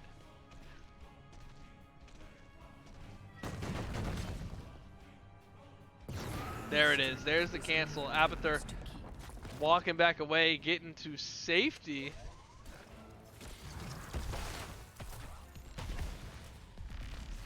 And Siege Camp's getting picked up. Lucio doing a lot of zoning. Almost like a tank Lucio at this point. Level 10s, really 11s down for both teams. We got Cocoon on the Nubrek and Tomb on Leoric. High five on the Lucio. Ultimate Evolution on Abathur, and Mind Control for the third time in a row on Sylvanas. So we got Leap on the Sonya, who's going to engage on the Nubrek. There's a blizzard by the Mei, but no, Nubrek's going to burrow charge out and be fine. Lucio doing a little bit of zoning. Mei trying to get some extra damage out. Not going to happen. Nano Boost on the Ana. Eternal Feast on the Orphan. Avalanche on Mei, and Panda Pals. Is that what it's actually called? Storm, Earth, and Fire for Shen. Chen to win. That's what Sonya's saying with her mouth full. I'm going to Chen to win. There's the leap onto the Sylvanas, and a Q coming out from Sonya. Not going to hit anything. 17 health, no health. Lucio finishing off the Sonya. And Orphea wrapped in the Cocoon, about to get picked up, and the Avalanche pushing Sylvanas and a Nubrek back. But there's the Mind Control right. How did that work? That's crazy. Mind Control coming out. Did that hit before the... I need to see how that happened. But coming out of that, Kryix Tempest picking up a good couple of kills.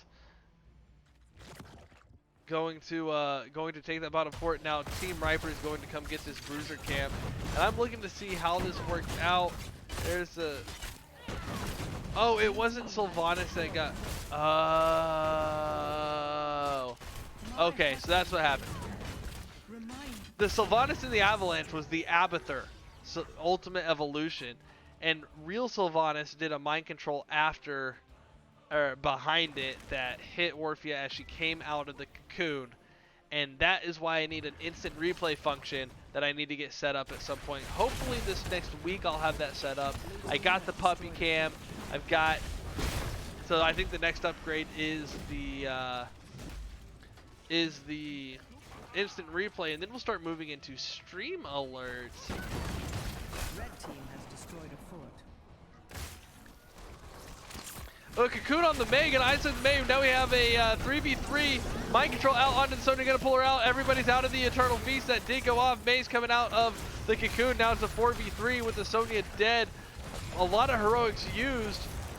Orphea looking low, getting cornered by the Lucio. This Lucio with the Avatar playing super aggressive. That's going to be the Orphea going down. Avalanche is going to miss, and then the boop. Sonya off to the side, or no, Panda Pals going to recombine. Chin up in the top lane, going to get away because Chin is just busted with Panda Pals. And so just Orphea and Sonya going away. Not as drastic as it looked like it was going to be, but Kryix Tempest taking full advantage of the map, starting the Bruiser camp, getting the Dragon channel, and it looks like that is the Lucio in the Dragon, as Abathur is still on the map. This Bruiser camp pickup going to march into the keep, and Dragon going to try to get some pressure, although that Bruiser camp is top. Abathur just had it up there to start to clear it out. And a kick on the Chin to get rid of him.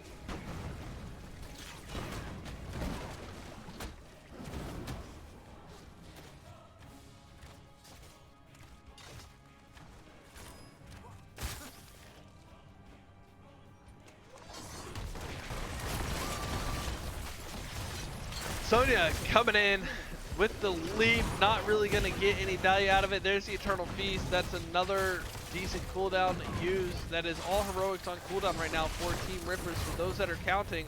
And there is the Entomb, going to catch 2.5 or 1.5, sort of, but not going to be enough follow-up, and the Abba Leo going to have to retreat.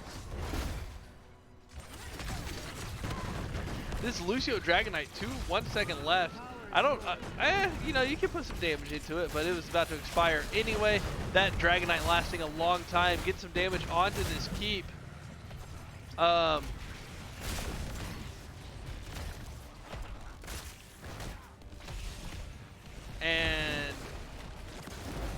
Team Ripers down about 2 levels, down level 16.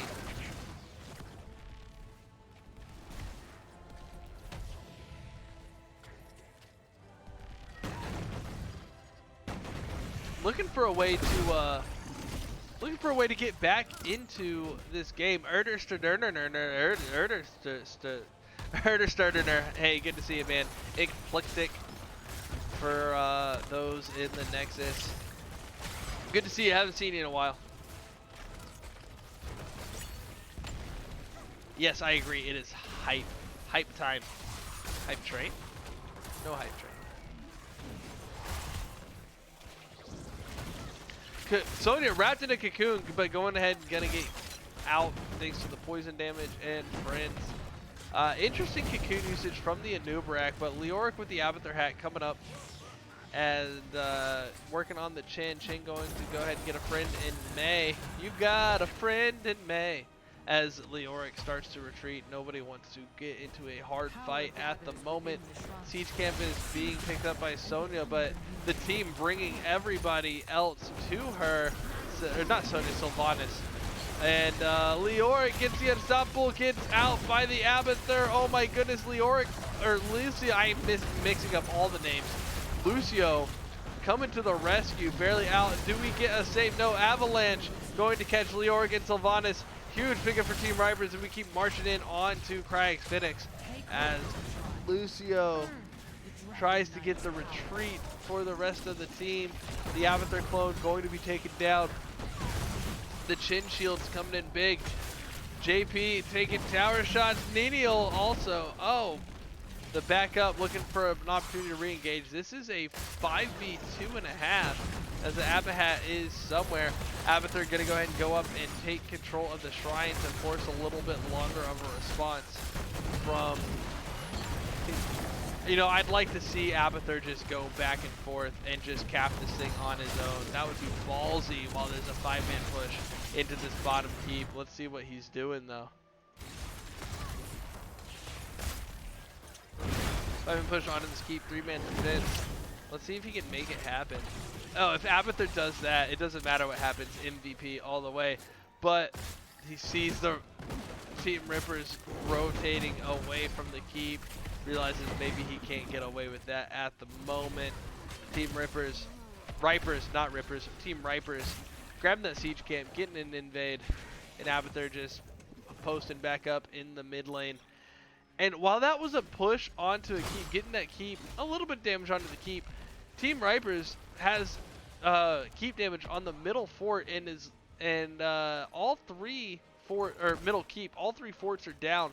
Only 1 structure taken down on the side of Kryix Tempest. So while that looks like a really good siege, Team Ripers still playing from behind. Whereas over here, Kryix Tempest picking up their bruisers. Team Ripers gonna go ahead and pick up this other siege camp, get a big push in this bottom lane with 2 camps walking.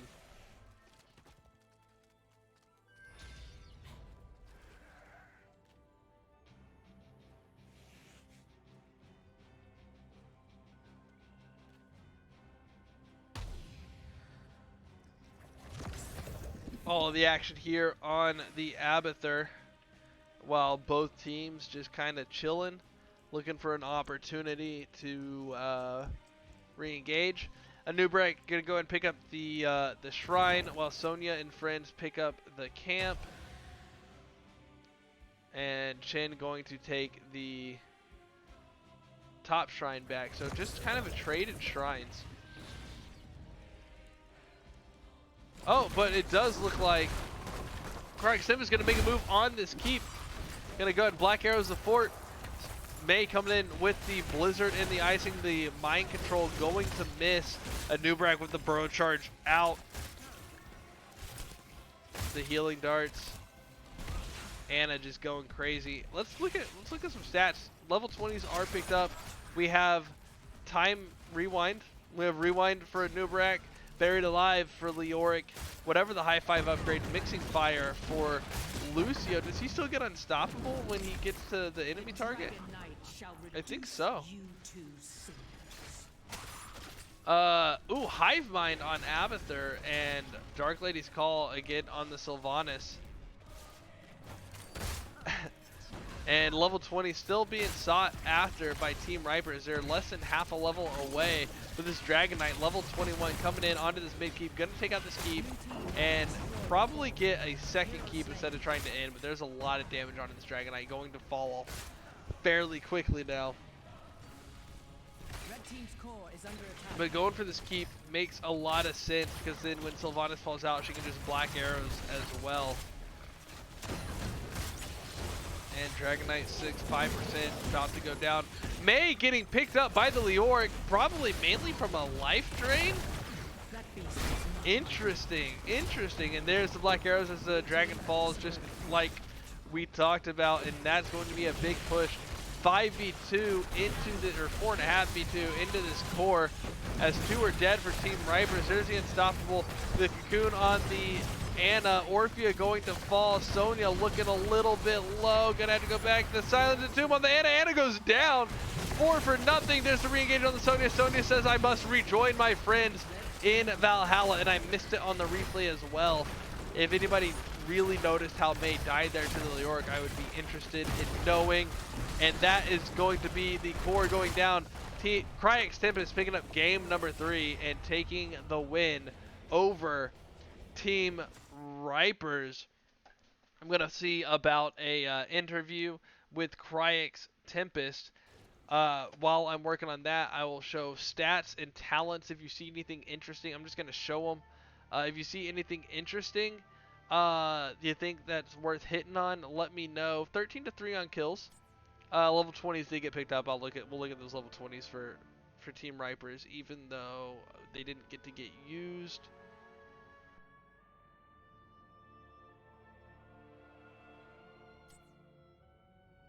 Let me, really big pickup from Kryix Tempest, and Sylvanas not in the right spot, of course. So, here's the stats. We looked at the stats a little bit. Here's the talents. While I look for this interview,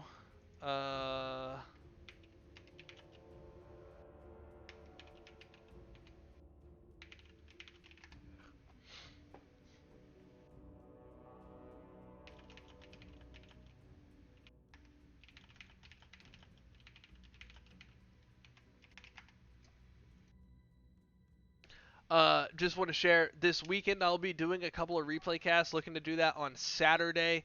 Probably gonna try to get another stream in on Sunday as well. My team does play on Tuesday, but I'm doing some variety streams. I'm doing some replays. Been working on some platformers and some adventure games, so we're gonna try to get some of that in. Mostly NGS casting will be here, but trying to bring a lot of other stuff in. A lot of community interaction. Playing some Monster Hunter, some Ori. Gonna be playing Darksiders after Ori.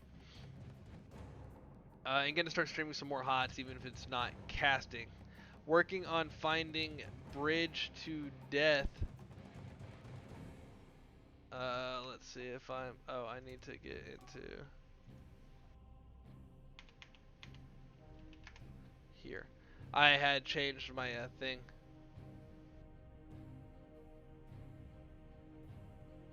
Let me get there.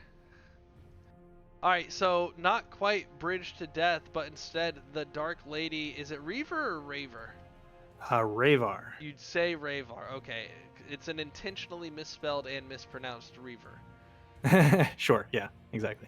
Well, no, is that what it came from? How'd you go The Ravar? origin of the name, it was originally like Reaver, originally from the show Firefly. Most of the show, like these Reaver characters were like these hyped up, really terrifying creatures, and so that was the initial inspiration, and then Firefly? the AE from Firefly, yeah. And then the AE was my own little addition to it. Like the Aether. Exactly. So, congratulations on the win. What a tough win. Yeah, for sure. No, they're really good games. Definitely kept us on our toes, and it was fun. Yeah. So, Bridge Knower, thanks for the follow. So you played Sylvanas 2 out of 3 games. I think you traded for the Deathwing with Will. No. I locked in the Sylvanas all 3 games, and then didn't play it. I didn't realize you two. locked the Sylvanas to game 1. I thought, well, the game 2 made sense. Like, hey, we want to throw off the scent from Cassia. Right. And then they banned the Cassia. I imagine that's when you decided to flex over to Deathwing. I could be wrong. You'll tell me in a second. Yeah. And then game 3, you actually played the Lucio because Abathur, rocking some Abathur. So let's go back to game number 1, as long ago as it was. And thank you to everybody in the match that's coming in and following. I really appreciate it. Bridge, Will to Live, Champ of Horse on Twitch. Thank you so much. So Raver. Yeah. Game number 1, Cassia. Do you remember how many stacks you got to? Last I saw it was 49, but I didn't look for a long time. I'm not gonna lie, I didn't look either, but I just know that towards the end of the game I got pretty stacked because I was able to blow up a Tychus pretty much solo. Yeah, you got a lot of value out of that. You ramped hard. Do you think that's where the damage difference came from, and that's what really brought in the game? How did game 1 go from looking pretty grim to y'all got that early fort, y'all traded fort for objective? Yeah. I mean, I recognized that early game we were a bit weaker and we scaled a lot harder towards I really wanted us to get to alts, and then once we got to 20 I felt like we had a much stronger team fight comp, and playing against double healer is always you kind of want to play a little bit more macro because they're really strong at team fighting and not as good at macro, and so we tried to play a bit more macro towards the early mid game, and then late game we were able to close it out with team fighting.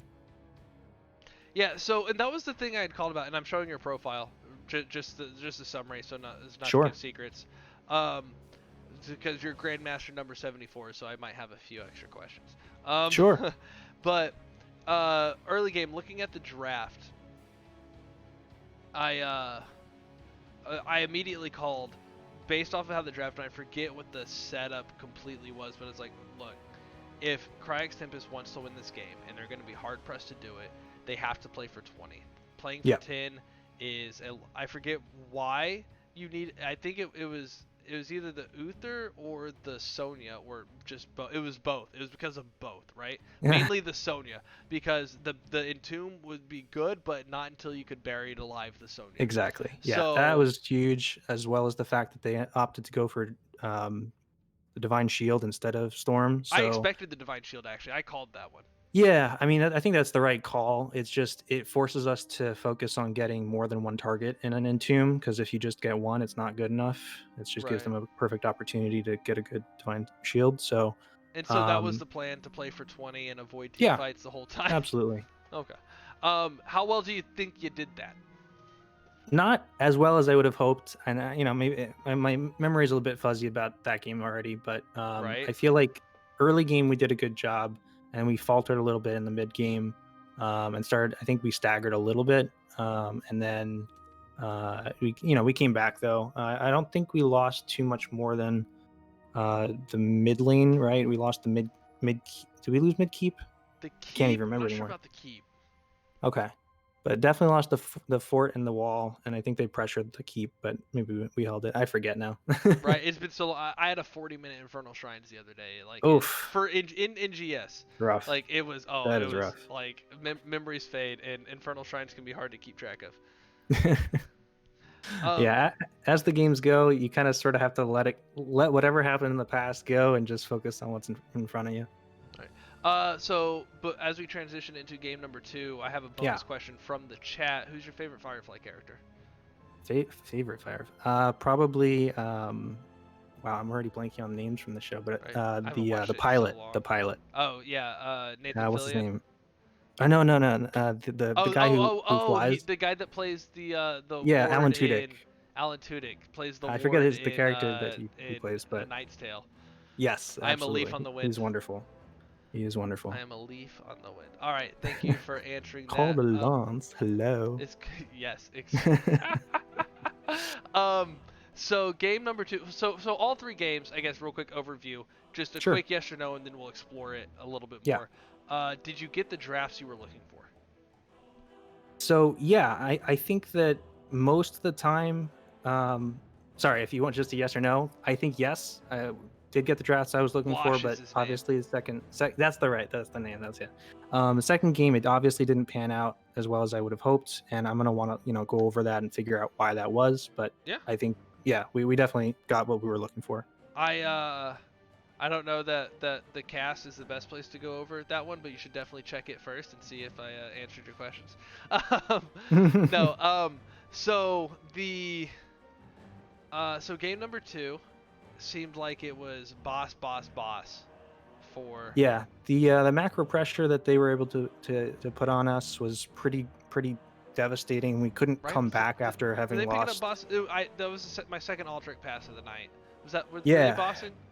They took a few bosses that were pretty much free bosses. We couldn't get to them in time. We couldn't take the other boss in time. We just had too much pressure on us, and that just came down to having lost the first 2 objectives. It snowballed us. So our comp was designed not to lose the objective, and we just did. So that's just on us. So okay.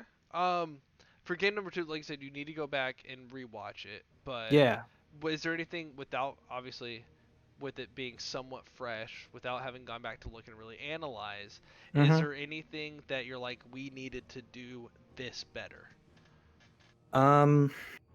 So the speed of the fight was really important. Slowing it down, I think it would have been really good for us, but there wasn't really a way to do that with ETC tank, I think. So in hindsight, I think maybe we should have taken something like Joe. So we have 3 unstoppable frontline. So you have Leo, Deathwing, and a Joe. That because ETC just got really heavily pressured and the fight just kind of ended really quickly. I did not like the ETC pick, and I would have liked to see maybe using him as another offlaner, sort of going into like the auto attack E build with stage dive. I think he still serves his need as the tank, but I think you get a lot more response out of the ETC that way. Yeah, it's a more aggressive pick that I wanted originally because they picked the Orphea, and I wanted like a knockback against the Orphea. But I got a little thrown off because I know Champ plays a ton of Rexar, and they first picked the Sonya with him, and I was just like, oh, okay, that's their solo, and I just didn't expect the second pick. So that was well played on their you part. almost first picking the Sylvanas every time, didn't expect them to trade heroes. You're right. You got me there. You got me. I mean, here's the thing: is that I'm locking in these heroes with the full intention of actually playing them, and then if something looks better, yeah, absolutely, I can play any of those heroes. I mean, if you pulled my thing up, I got a pretty wide roster. Yeah, well, I didn't explore too far just to keep secrets close for you, but for sure. So gold to Grandmaster question. Because I've dipped my toes back into plat today, or not today, this season for the first time in a long time. All right, congrats. But I'm back in gold, so so you wanted to slow down those fights. Yeah. How do you do that? How do you, especially when you want it to be not a fast fight, control the pace of a fight? So that's what the unstoppable frontline is all about. You basically just have to keep your backline far enough away that Sonya Leap can't just immediately start the fight. As long as your front line is sort of just that wall that they can't really move past. They can't, like, the way that a fast fight happens is it always centers around crowd control, and that crowd control, there's a crowd control until it blow up, and if they get a kill, then they've won the fight, and there's nothing you can really do. So if you can prevent that from starting, if you can prevent that initial CC by having 3 frontliners that have unstoppable and slowly just eke out a win from that, like, the longer they wait to do it, the worse it is for them. Okay. And that goes for, Leap Sonya. It goes well against, like, Varian, for example, who, once he uses his taunt, that pick it out. Yeah, if he doesn't get the pick, then there's nothing left. He's just kind of there, and he's just slapping you with his little stick. Okay, so kind of to follow that up, question that I did have looking at the Deathwing play, and you play the Deathwing, so you're probably the best person to answer this. I understand what you're saying with the 3 frontline protect the Brightwing and the Sylvanas a little bit better, but when they have the Sonya and the Rexar, that's a good chunk of that damage is kind of AoE at the front, especially the Sonya. Sure. Is that Bruiser frontline Deathwing build, like, did you maybe kind of second guess, like, oh, I wish I had gone Mage Wing, because he's still beefy and you can be up front when you need to, but when Sonya engages, if you're an extra target for her to spin on, that's more healing for her, that's more damage for them. Like, was that a thought process that you had? What's your thought about it? Again, this is coming from a gold perspective. Sure. I'm just asking the question. So I think the Mage Wing doesn't really have that great a place on that map in particular. I think it's more viable on maps that where you need area control, such as if you had it on Infernal Shrines, that would be a lot better, because then you could close off chokes and whatnot with your abilities. But on that map and against their comp, having that number of melee is very beneficial for Deathwing. So you say, like, oh yeah, it's one more target for Sonya to spin on, but it's also one more target. Like, they had how many bodies in the melee? They had 4 bodies in the melee at least. So that means you're healing for an outrageous amount every W. You're also scaling up your AoE damage. And if the fight lasts long enough, then you can eventually just kill everybody. But it just, didn't work out that way, obviously. Okay. Now, you did scare me at one point. I was not expecting you came in from the mid lane down towards the bottom area, I think, with the Cataclysm. You came from top to bottom, and I was like, oh, there's a Cataclysm. Oh, what? And because I just didn't even see it coming. Was there anything else from Game 2? I know Game 2 was rough, and you probably don't want to relive it right now, but was there anything else from that game that you thought was worth mentioning? I really feel like a lot of it just was, like, both of us had very similar draft type compositions, and I think that in the solo lanes, for example, I felt like we had winning matchups between, like, Deathwing into Rexar is a good matchup, Leo into Sonya is a good matchup. So, like, I think that was fine. It was just that in the team fights we just weren't able to quite slow it down enough, and that led to us losing the first 2 objectives. And then once you've lost the first 2 objectives and lost that number of structures, it's just virtually impossible to come back from that. So it's hard, especially with that core armor. Yeah. Although the core does heal. It does heal, but yeah, a boss with 2 keeps down is threatening, and objective is instantly pretty much game over unless you can team wipe them immediately. Yeah, absolutely. So moving on to game 3, another bonus question in between. Your portrait synergy was there, and then except for Lucio and Abathur, the mount synergy was there. The follow. So I want to know how y'all got to the decision on the mounts and the portraits, and the extra bonus question there is, are your sprays synergized? Because we did not get to see those. That's a great question. So we definitely decided as a general theme to go with the color red for our skins. We kind of wanted to represent our sponsor, Kryix. Oh, you're actually sponsored. Yeah. Oh, I saw Kryix GG in the chat, and I was glad to have him. Is he your coach? No. Oh, okay. We don't have a coach, or if we did, it would be me because I used to do a lot of coaching. Okay. But yeah. So, just wanted to represent that color scheme, and so we have all red skins for the most part, as long as the hero has one, and then we always loved the Carbot Uther and the fountain. The joke of like, you should try drinking from a healing fountain. Yeah. Just hilarious. So we just decided to go for that as our portraits. And the sprays we do have synergized. We don't use our sprays very often, but we do have them synergized. I think I did see a Uther, a animated Carbot Uther spray over by the Altric Pass. See, that might have been a mistake because that was our old spray. Our new spray, which we should have on most of our heroes now, is the fort, the Carbot fort that's got a shotgun, which I think is just hilarious. Oh, that's awesome. My team uses the best friend's portrait, the best friend's spray, and we all ride. We don't ride matching Pegasi. We each ride a different color of the 5 Pegasi. Very nice. Yeah. Sort of like a what's it called, the rainbow? I can't remember. Yeah, sure. I don't know. My wife picked it all. We're slowly unlocking the Rebel portrait to work on to use that together because the team name is Rebel. But awesome. That's enough about me. Game number 3. Tell me about this draft, and the important question being, who was the designated Abathur target? So 100%. I'll answer the second part first. 100% Abathur target is the Lucio, and it's dirty. Oh my god. It's one of these things that you don't usually see. Get off of my stream. It's definitely an unorthodox comp that most people probably don't really know how to play against or feel comfortable against. Takes notes. So, hang on, let me go put that in my team Discord. Not even joking. No, you can keep talking.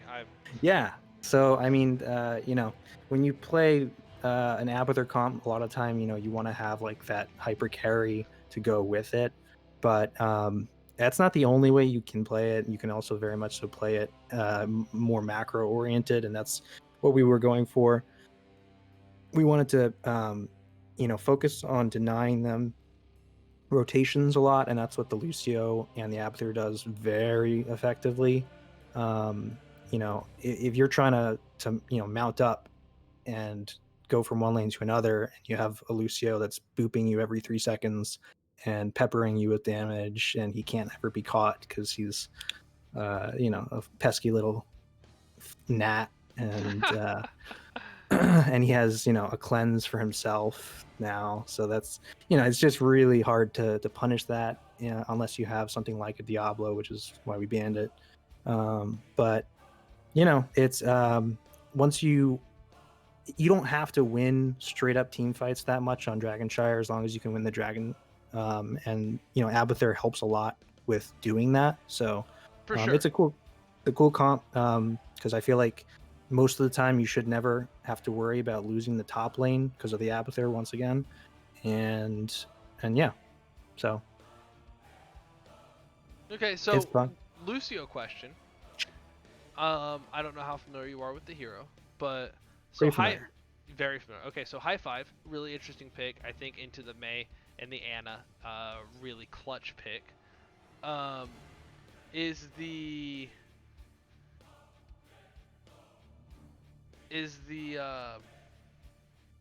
mixing fire level 20?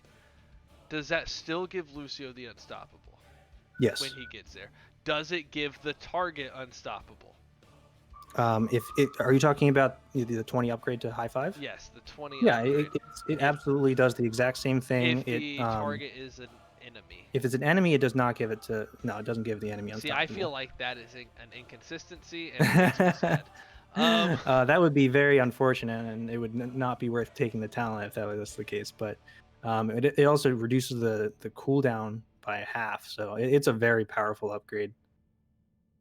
Yeah. Yeah, it worked out really well. Overall, really good play from the entire team. Game 3, I thought Game 3 looked a little rough here and there. There was some early fighting over camps. There was some late fighting into getting pushed in on. What was your overall? Obviously, you got the win, but what was your overall impression of Game 3? And how would you have changed it? Honestly, wouldn't have changed a thing. It really felt. I think it doesn't quite look like it, but it's one of those situations where we already know that early game we're going to struggle a little bit as an Abathur comp, but if you can make it to 20, it's basically game over. And more importantly, if you're taking some structure damage but not like complete structure damage, you also have Mule. So it's really, I never felt like we were really in trouble, because even when we would lose a person, a death here or there, they couldn't quite capitalize on them usually to get a lot of structure damage, and we would always still have an experience advantage due to that negation of the soak in the mid lane and whatnot, and we also had a winning top lane. So I felt like we were very much so in control that whole game, and it's just a matter of getting to the late scaling Dragon Knights and level 20 Abathur power spike. Well, yeah, and the Hive Mind, oh my goodness, is huge. It's a lot of value. So I cast 5 games today, 2 matches. Wow, you must be exhausted. Well, 2 matches, 5 games. Okay. So there was a 40% chin rate. There was a 40% pick rate or win rate? Chin rate, pick rate. just chin rate. there were 2 chin rate. There were Alrighty. 2 chin games. This was one of them. Yeah. Obvious, and a 50% chin win rate. You don't see Chin a whole lot. I was very surprised to see him today. I was very surprised to see him twice today. Yeah. Did the Chin throw you off? Did the Chin force pivots? If I'm being honest, it threw me off in the sense that I didn't understand why they picked it, because I thought that it was not strong here. It was a late pick that I think it was their last pick, and I was confused by it because I thought it was a good idea for them to pick a double solo lane type composition for Dragonshire. It's a good way of dealing with the map, especially against a team that wants to deny you rotations, because then you can just leave one of your solo laners on either lane. But if you're going to do that, I feel like they should have picked something that was better into our solo lane, since we had already picked the Leo into Sonya. So I was a little confused by that, but hey, if it works for them, then so be it. Yeah, fair enough. The other match related question, then I have some questions for the Grandmaster, if that makes sense, if you have the time for it. So go for it. Medivh, Hager, Anna, right? Was the bans the entire? Well, then you banned someone else instead of Anna in game 3, but Medivh, it was Medivh, Hager, first 2 bans, but each time, right? I forget exactly. I think maybe we might have banned like a TLV in one game, or no, maybe we didn't. There was a TLV ban because Dragonshire. That's right. Okay. Yeah, I mean, for the most part, Hager is just outrageously strong, especially on maps that have a lot of camps. So that was a meta ban, not a target ban. Yeah, primarily a meta ban. Okay. And what about the same is true for Medivh. I mean, we know that they can play Medivh as well, so it's a bit of that as well. But mostly Medivh is just extremely powerful in competitive play, because you have strong communications, and he's got a tool set that is just outrageously powerful. It's one of those picks that at higher levels of play, it can get so much value that it's just not worth the risk of playing against it. Okay, cool. And then the Ana. So Ana, I think was target banning. You don't see a whole lot of Ana bans. I thought there were some good combos that they could have used Ana for. That the third ban being Ana Yeah, kind of I mean, disrupted. So what made you decide to go ahead and give Hope the Ana for Game 3? so most of the time, I mean, they were picking. We know that they play a lot of Orphea, and you know the Ana, the nano boost on that could be pretty scary. So we wanted to get rid of that for the most part. But in Game 3, with the type of composition that we had, it wasn't really that scary because we can always run them down. And as you saw, like they wanted their win condition is to push through the as you know early as possible. Get 3 camps bottom and go. Yeah, and to do that, Anna's in such a bad position then because you can just flank from behind and it's just chaos because Anna does not want to be in the center of a team fight. She wants to be all the way in the back. And so, you know, we can always run her down with Lucio. And we weren't too scared of the nano boosted Orphea with this type of composition as well because there's with an Abathur composition, there's fewer bodies. And with Lucio's speed, it's a lot harder for Orphea to land her Qs. So it's just a really solid matchup for us, and having a nano boost on that is like okay. And we also had a Nubrak so that we could cocoon the nano boosted target if we needed to. So I don't know. I never felt really threatened in that last game. I felt like we just really got what we wanted, and Okay. you know, It was really of- strong, 13 kills to 3. Now that game 2, I was very surprised that it was, I think, 11-1. I thought there was a Yeah. lot more bloodshed. But Yeah. yeah, so overall, really strong control. Before my Grandmaster questions, anything else from game 3 or the match in general you think worth hitting on? I think that just about covers it. Actually, All I right. don't know. So I'll limit it to 2 questions. Go Question for it. number 1. So I'm a tank player. It's where I feel better in Storm League, even though I like to vary out into some damage dealers. Okay. Is what I play on my team. As a tank player who would like to be better at the game in general, what are things that I can do in Storm League to move from gold into plat, maybe up closer to diamond, that won't form bad habits in competitive play? Because when I started Impossible. playing competitive, okay, all right. When I It's started, alright. when Like I, it's just when a I fact, started though. Like if playing you're playing, competitive, Yeah. I was I played like a Storm League hero. That's what my team told me. It's like you gotta Yeah. stop not trusting us. You gotta stop trying to do Right. everything on your own, Yeah. and let us respond. Yeah, unfortunately, it's a completely different skill set, competitive tanking versus solo queuing, and that goes both with the hero pool as well as the play style. If you're playing a competitive scenario, the tank, it matters the most that you have both a synergy with your composition as well as counter to theirs. In Storm League, sure that can be good, but more often than not, especially around gold to plat area, what matters way more than that is the ability to punish mistakes that individual enemy players make, as well as to be able to just like win a duel, for example. So like a hero like Muradin is an outstanding tank in Storm League because you can just straight up bully people who make mistakes, and you can't do that as much in competitive because individual players rarely make as many mistakes, and if they do make a mistake, their team is much faster to respond to it.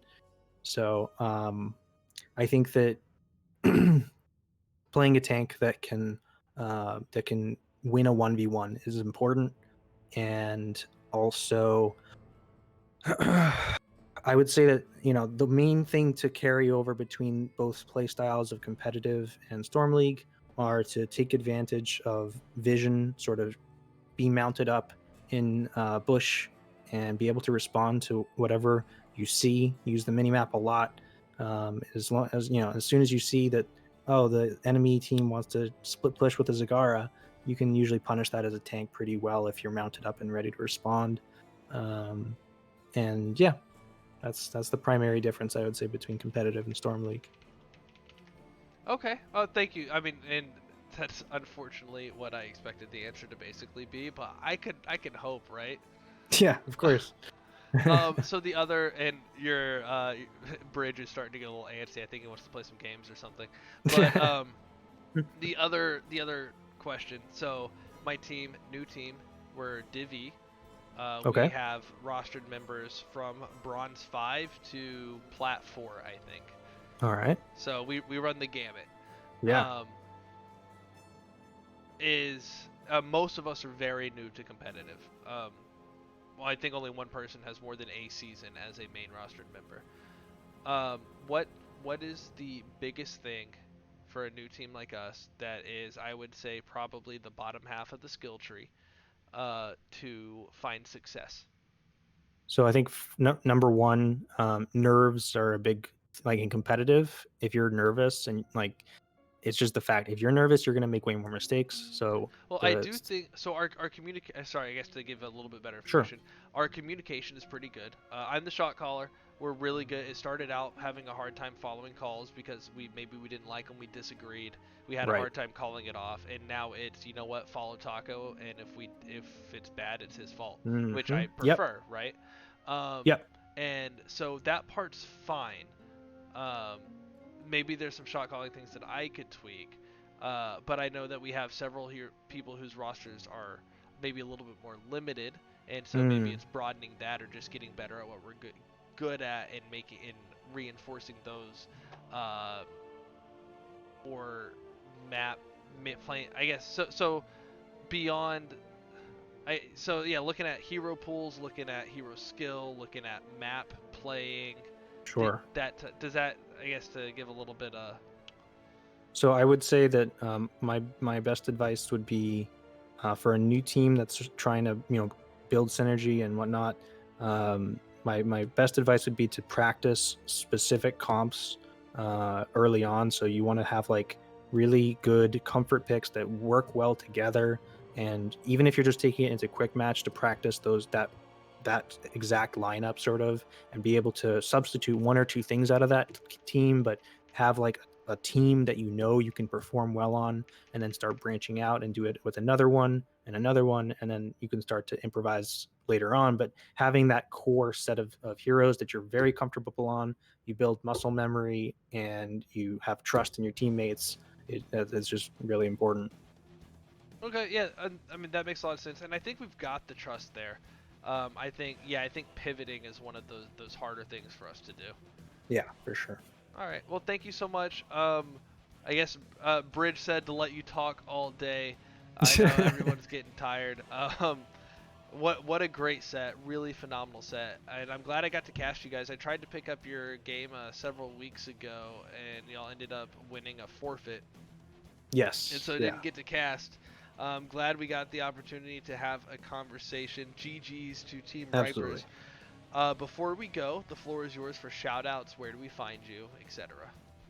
So shout outs to Kryix, our sponsor.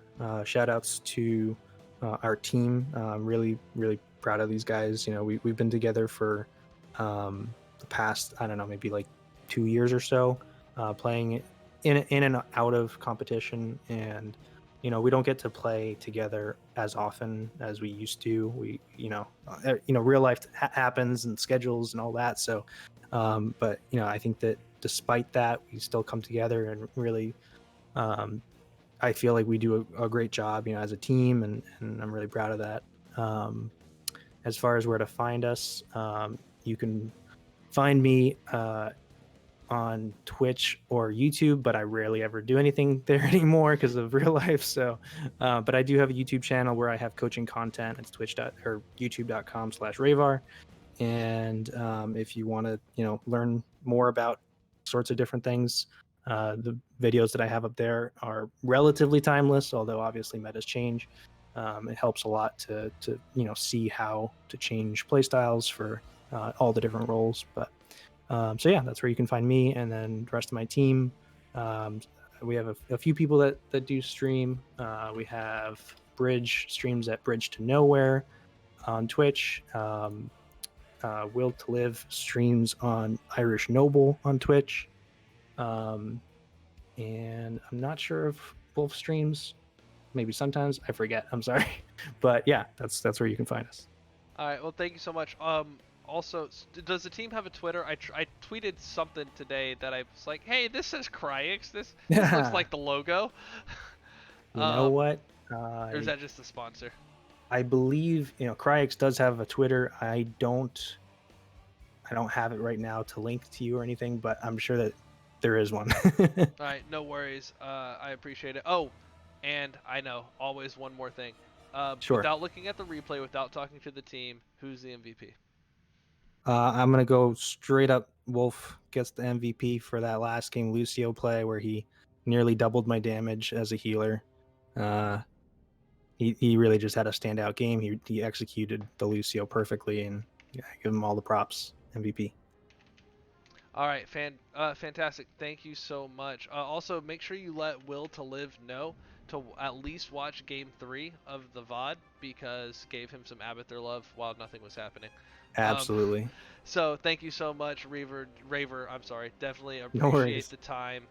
Appreciate the time and the insight, because not often I get to talk to these really high-level GM players, and so why not take the advantage, right? Absolutely. All right, man. Thank you so much. And to all of my wonderful viewers, thank you for being here. The raids, Dax, Ice, Jason, Murda with the NGS raid. If you like the content, if you like these conversations after a match instead of just a quick interview, because I can talk all day and I get people to talk too, please hit the follow button if you really feel, if you're feeling a little bit what's the word? I forgot the word that I used. Bold. If you're feeling bold, I used a good word the other day and I forgot. Hit that subscribe button as well, but definitely don't need to. I cast, I play games, I do a lot of casting. I'm trying to get 3 casts a week. I'm doing some replays on Saturday, this coming Saturday, so definitely come hang out. We have a good time. It's lots of fun. I don't take myself super seriously, so we try to have fun on the channel. Thank you so much for hanging out. We're going to go over to a friend of mine from the Navy. He's playing some Minecraft. NGS looks to be done for the evening, so we're gonna go drop on one of my best friends from the Navy. So thank you so much for hanging out, everybody, and have a wonderful night.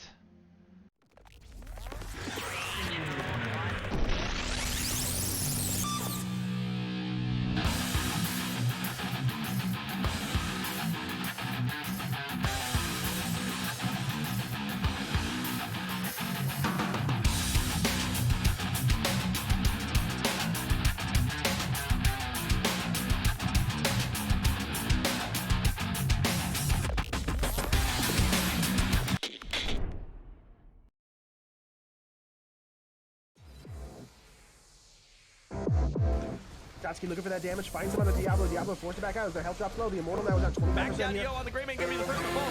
But is it ETC? No, that's Malthael up there. A triple. The Leyline used in the back, catching 3 people on top. That followed up by the APOC and the lurking on.